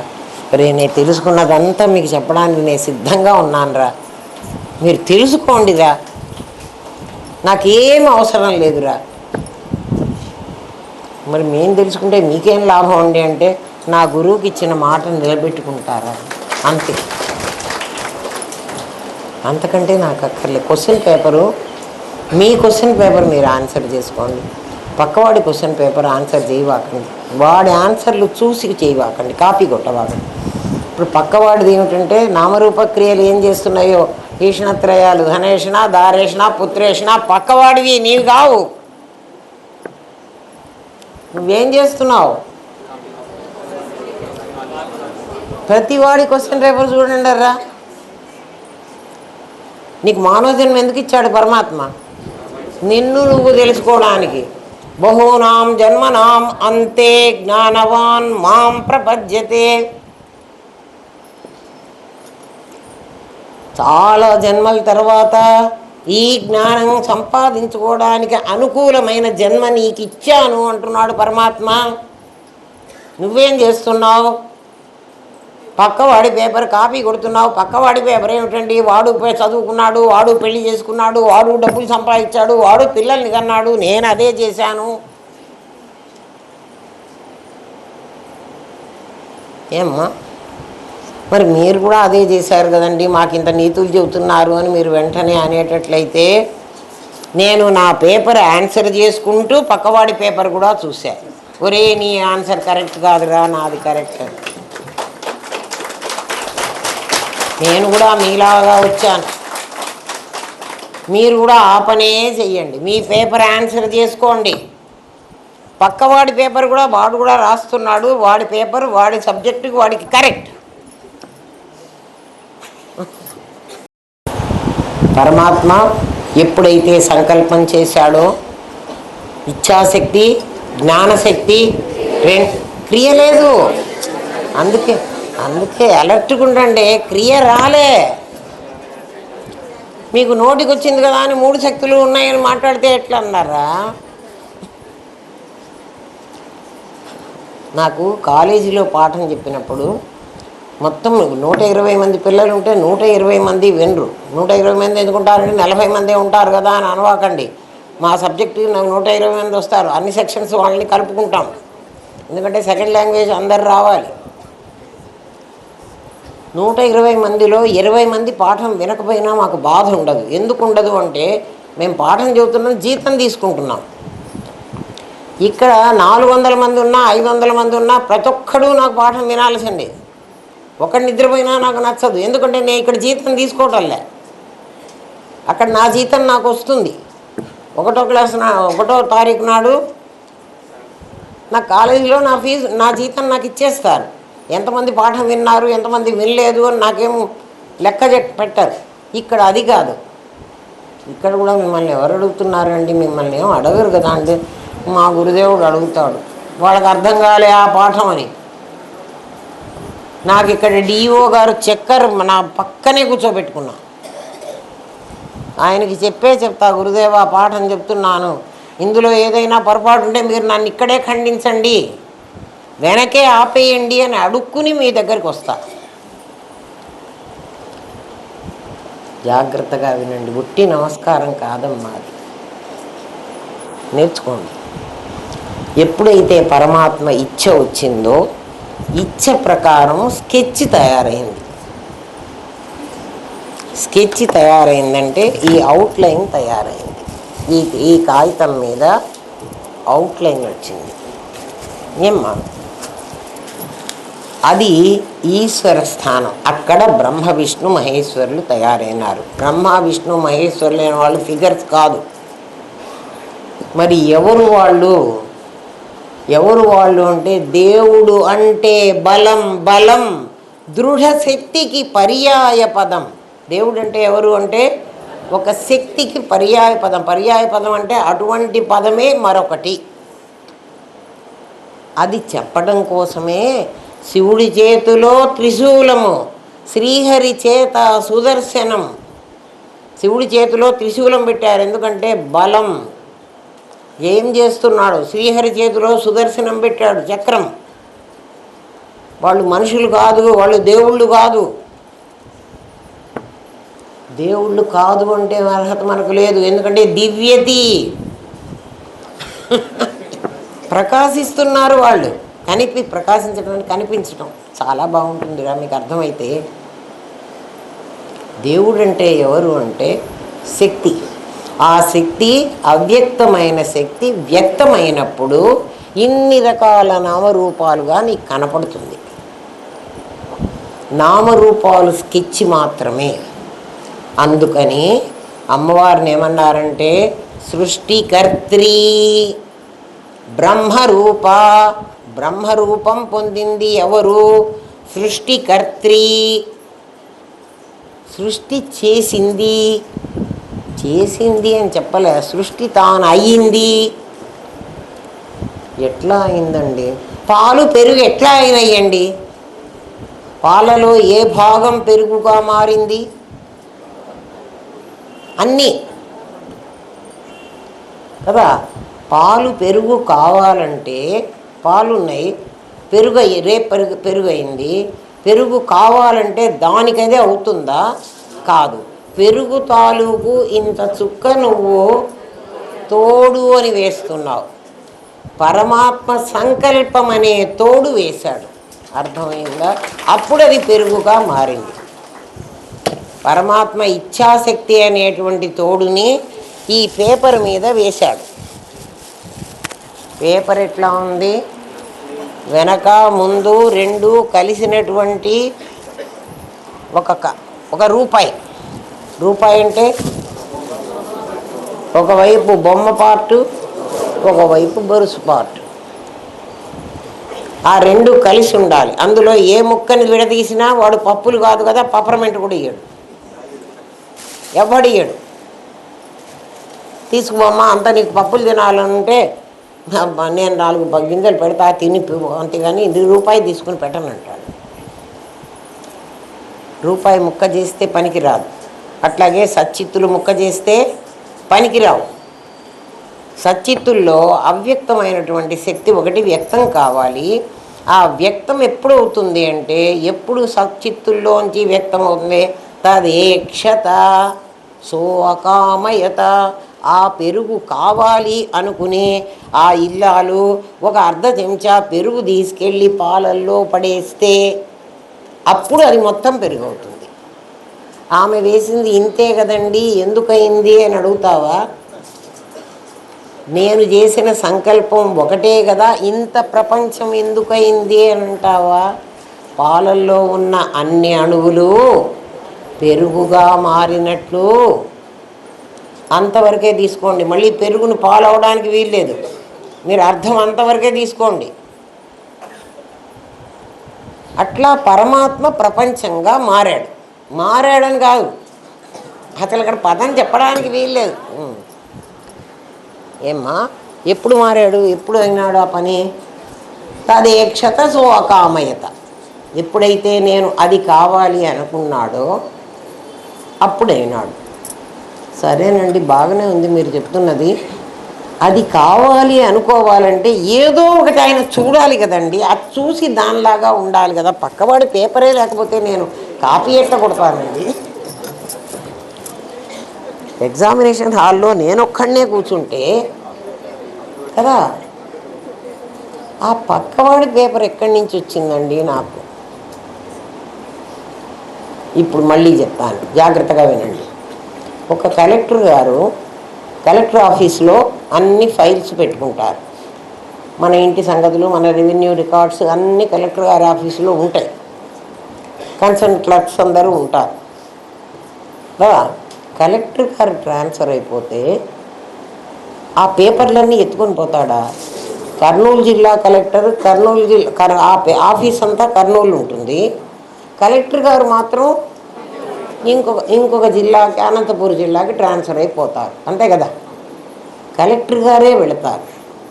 అట్లా బ్రహ్మగారు, బ్రహ్మ సృష్టి మారభ్యాం అన్నాం కదా, ఆ బ్రహ్మగారు ఎవరో, ఆ బ్రహ్మగారిని కలెక్టర్ గారు అనుకోండి. ఆయన అంతకుముందు ఒక ప్రపంచం ఉంది, ఆ బ్రహ్మగారు పరిపాలిస్తున్నారు. వైవస్వతు మన్వంతరే అంటున్నాం. అంతకుముందు స్వారోషిష మన్వంతరే, ఒక్క మన్వంతరాలు జరుగుతున్నాయి. ఒక్కొక్క మన్వంతరంలో ఒక్కొక్కళ్ళు బ్రహ్మగారుగా ఉంటున్నారు. ఏమ్మా, ఆ బ్రహ్మగారు ప్రళయంలో వెళ్ళిపోతారు. మళ్ళీ ఎవరు వస్తారు? ఇంకో బ్రహ్మగారు వస్తారు. ఆ బ్రహ్మగారు ఆ పరమాత్మ ఏం చూశాడు అంటే, పోయిన బ్రహ్మగారి రికార్డ్స్ అన్నీ చూసి తదేక్షత, కొత్తగా కలెక్టర్ గారు వచ్చారు. దేన్ని బేస్ చేసుకుని ఆయన ఈ జిల్లాని ఇప్పుడు పరిపాలించాలి? ఆ రికార్డ్స్ బేస్ చేసుకుని, ఆ రికార్డు ప్రకారం మళ్ళీ జన్మలు మనకిస్తున్నాడు. ఎవరు? కొత్త బ్రహ్మగారు. ఆ కొత్త బ్రహ్మ, పాత బ్రహ్మ, ఇద్దరు బ్రహ్మలు ఉన్నారా అంటే లేదు. అమ్మవారు ఒకప్పుడు సృష్టికర్తి బ్రహ్మరూప, ఆ ప్రళయం అయిపోయి ఆ బ్రహ్మరూపం అయిపోయింది. మళ్ళీ అక్కడ ఒక బ్రహ్మరూపం అయిపోయి పోలే, గోప్త్రి గోవింద రూపిణి అదంతా పోషించింది. కలెక్టర్ గారు వచ్చి ఊరికే కూర్చోలే, ఆయన రికార్డ్స్తో ఆ జిల్లానంతా ఆయన పరిపాలించాడు. ఎప్పుడైతే ఆయన ట్రాన్స్ఫర్ అయిపోయిందో కలెక్టర్ గారికి, ఈ రికార్డ్స్ అన్నీ ఇక్కడే వదిలిపెట్టి ఇప్పుడు ఆయన వెళ్ళిపోయినారు. ఇప్పుడు ఇప్పుడు ఒకప్పుడు ఈయన కలెక్టర్ కదా, ఇక్కడ ఈ పేపర్లలో కలెక్టర్ గారు మా చుట్టం, నా పేపర్లలో ఏదైనా కావాలంటే ఆ కలెక్టర్ గారు వచ్చి పర్వాలేదు కొంచెం ఆమెకి ఫేవర్ చేయండి అని సంతకం పెట్టాడు. పెడతాడా? మరి ఇప్పుడు ఎవరు పెట్టాలి? కాబట్టి నేను ఆ జన్మలో ఉంచి ఈ జన్మలోకి మళ్ళీ ఈ కలెక్టర్ దగ్గరికి వచ్చినప్పుడు ఇక్కడ రెక్కలే చూడాలి. తదేక్షత సో అకామయత అంటే అది. ఈ కొత్త బ్రహ్మగారు ఈ కొత్త ప్రపంచాన్ని చూశాడు. ఈ ప్రళయంలో ఈ బ్రహ్మగారితో పాటు ఈ రికార్డ్స్ అన్నీ కూడా ప్రళయంలో. ఎప్పుడు ప్రళయం వస్తుంది? 4,32,000 సంవత్సరాలకి ఒకసారి ప్రళయం వస్తుంది. ప్రతి యుగము 4,32,000 4 కోట్లు 43 లక్షలు. ఎందుకంటే 4,32,000 ఒక యుగం, అంతకు రెట్టింపు యుగం ఇంకొకటి, అంతకు రెట్టింపు యుగం మరొకటి, అంతకు రెట్టింపు యుగం మొదటిది. కృత, త్రేత, ద్వాపర, కలి, ఇట్లా 4 యుగాలు. 43,20 లక్షలు సంథింగ్. 432 నంబర్ గుర్తుపెట్టుకోండి, భగవద్గీత చెప్పింది. అది అయిన తర్వాత ఏమవుతుంది? అటువంటివి 72 మహాయుగాలు జరగాలట. అంతేగాని కలియుగం అయిపోయింది, కలికి వచ్చేస్తున్నాడు, ఇంకా నాశనం అయిపోతుంది, రేపు అందరు పోతారు, స్కైలాబ్ పడుతుంది, అన్ని ఇళ్ళు అమ్ముకోండి, ఇవన్నీ అబద్ధాలు. మీరు చెప్తున్నారని అబద్ధాలా అండి? కాదు నాయన, నేను చెప్పటం లేదు. ఉన్నదది. ఎందుకంటే ఉన్నదది అని మీరు ఎక్కడ చెప్తున్నారు? వేదమే మనకి రోజు మనం చేసుకునే సంకల్పంలో కలియుగే ప్రథమ పాదే జంబూద్వీపే, ఇదెంత మనకు తెలుసు, మన సనాతన ధర్మం. ఫారినర్స్కి తెలియదు, అందుకని వాళ్ళ పేపర్ వేరు. ఆ పేపర్ కాపీ కొట్టవాకండి. ఒక హిందువునని గర్వించమన్నాడు వివేకానందుడు. నేను హిందువుగా పుట్టడానికి నేను గర్వపడుతున్నా అన్నాడు. భారతదేశంలో పుట్టినందుకు గర్వపడుతున్నాను అని అన్నాడు. ఈ దేశంలో పుట్టినందుకు గర్వపడండి. ఈ దేశంలో ఎలా ఉండాలో అలా ఉండండి.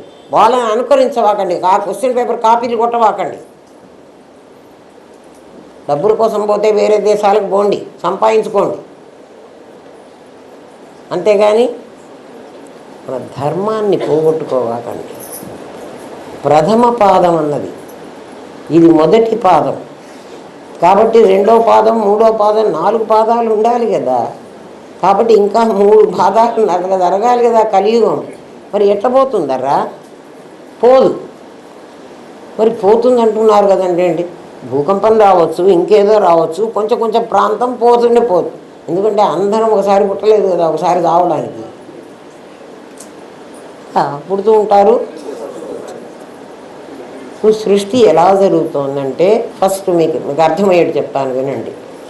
ఒక అద్దం మీద అంటే ఒక పేపర్ మీద ఒకసారిగా తదేక్షత సోకామయత బహుశ్యాం ప్రజాయేతి అనుకున్నట్ట చాలా రకాలైన స్కెచ్లు పడిపోయినాయి. దేని మీద? అద్దం మీద. అద్దం మీద స్కెచ్ పడినా కూడా వెనక అద్దం ఉంది, ఆ అద్దం కనపడకుండా స్కెచ్ కనపడుతోంది. గుర్తుపెట్టుకోండి. ఆ పిల్లవాడిని నుంచోబెట్టి పిల్లవాడి బొమ్మ ఉందే కానీ, ఒకసారి రారా మోహితుడు రారా, ఇప్పుడు ఈ బొమ్మను చూసి మీరు ఇది మోహితో ఇంకో వెంకయ్యో వెంకో పుల్లయ్యో అని కనుక్కోలేరు. అది స్కెచ్. ఈ స్కెచ్ వెనక అద్దం ఉంది. అద్దం కనపడకుండా నీకు స్కెచ్ కనపడుతోంది, అవునా కదా? ఎందుకు కనపడుతోంది అంటే సదాభాసం, దీంట్లో ఆ కెపాసిటీ ఉంది. ఏమిటి?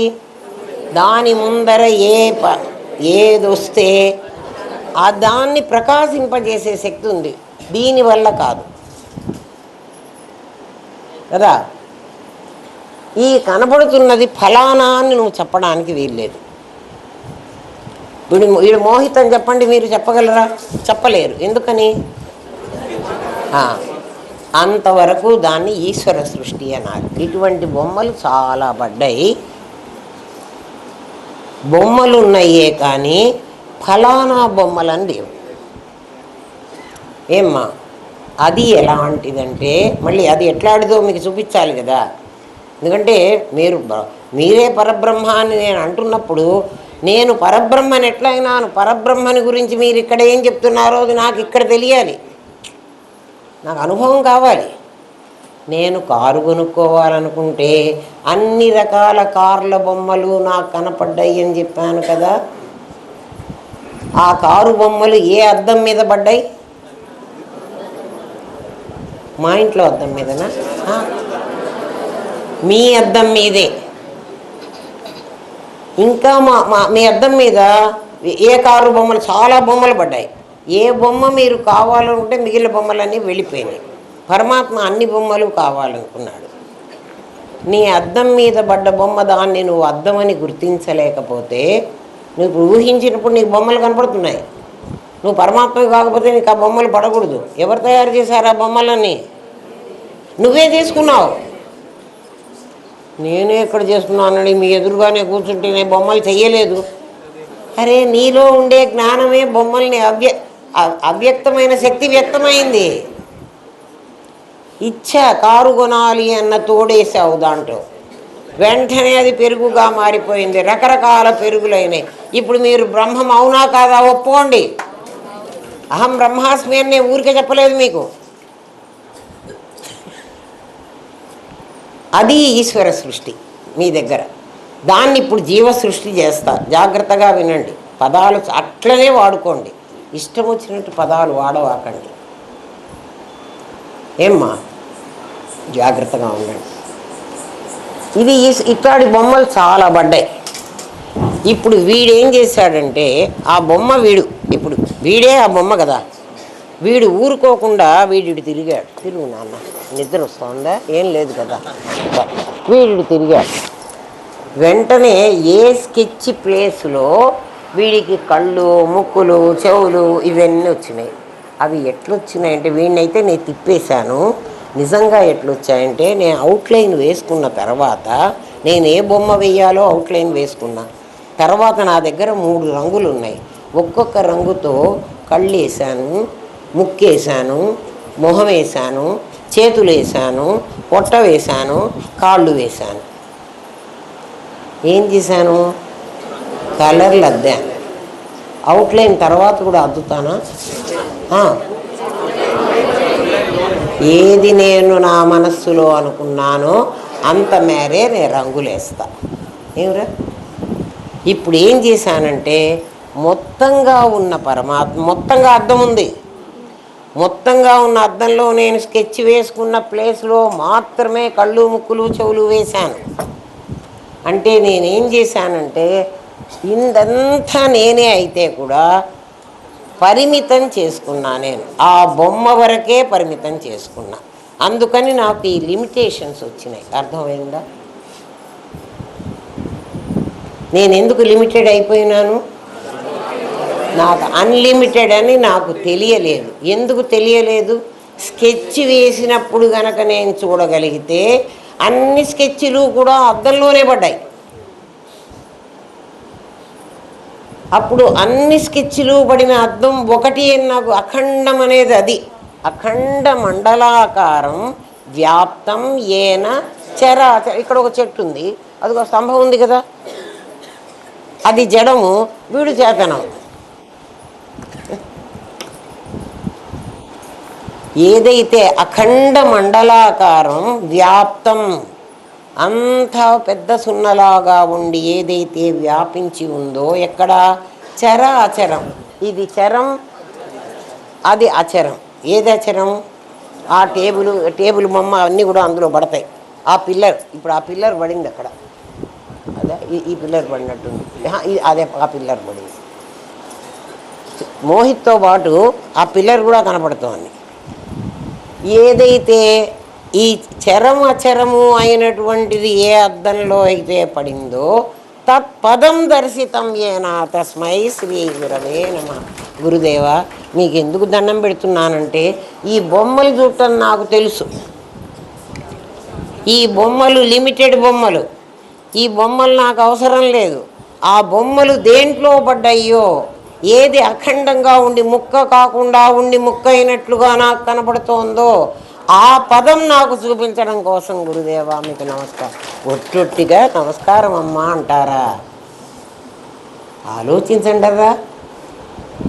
ఏమ్మా 8 అయింది, నేను రేపు చెప్తాను దీని కంటిన్యూషను. రేపు కూడా ఇట్లా 2 hours ఉంటుందేమో నేను చెప్పలేను. ఎన్ని గంటలు ఉన్నా చచ్చినట్టు వినండి అంతే, నిద్రపోవాకండి కదా.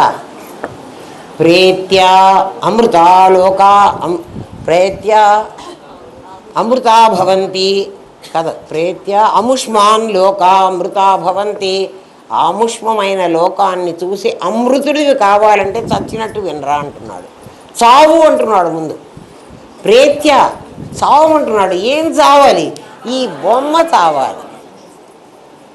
ఈ బొమ్మ చస్తే ఏమొస్తుంది? అది ఇద్దు, దీన్ని చీల్చు, లోపల అద్దం కనపడుతుంది. సాధన అంటే ఊరికే ఉందా? ఊరికే కడుబూసి కూర్చుని నేను సాధన చేస్తున్నా. ఏంది సాధన? సాధన చేసే కొద్దీ, సాధన పెరిగే కొద్దీ గురువు మీద విశ్వాసం ఇంత పెరుగుతుంది. గురు సాక్షాత్ పరబ్రహ్మ అన్నది చాలా సత్యం. గురువు మామూలు మనిషి కాదు. రామనాథం గారనే మనిషి అసలు లేడు.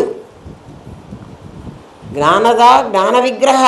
జ్ఞానం ఎవడు నాకు ఇచ్చాడో వాడు మూర్తీభవించిన జ్ఞానం, జ్ఞాన స్వరూపం. నా గురుదేవుడు అంత గొప్పవాడు. మీ గురుదేవుడు కూడా చనిపోయినాడు కదండి, ఆయన లేడు కదండి.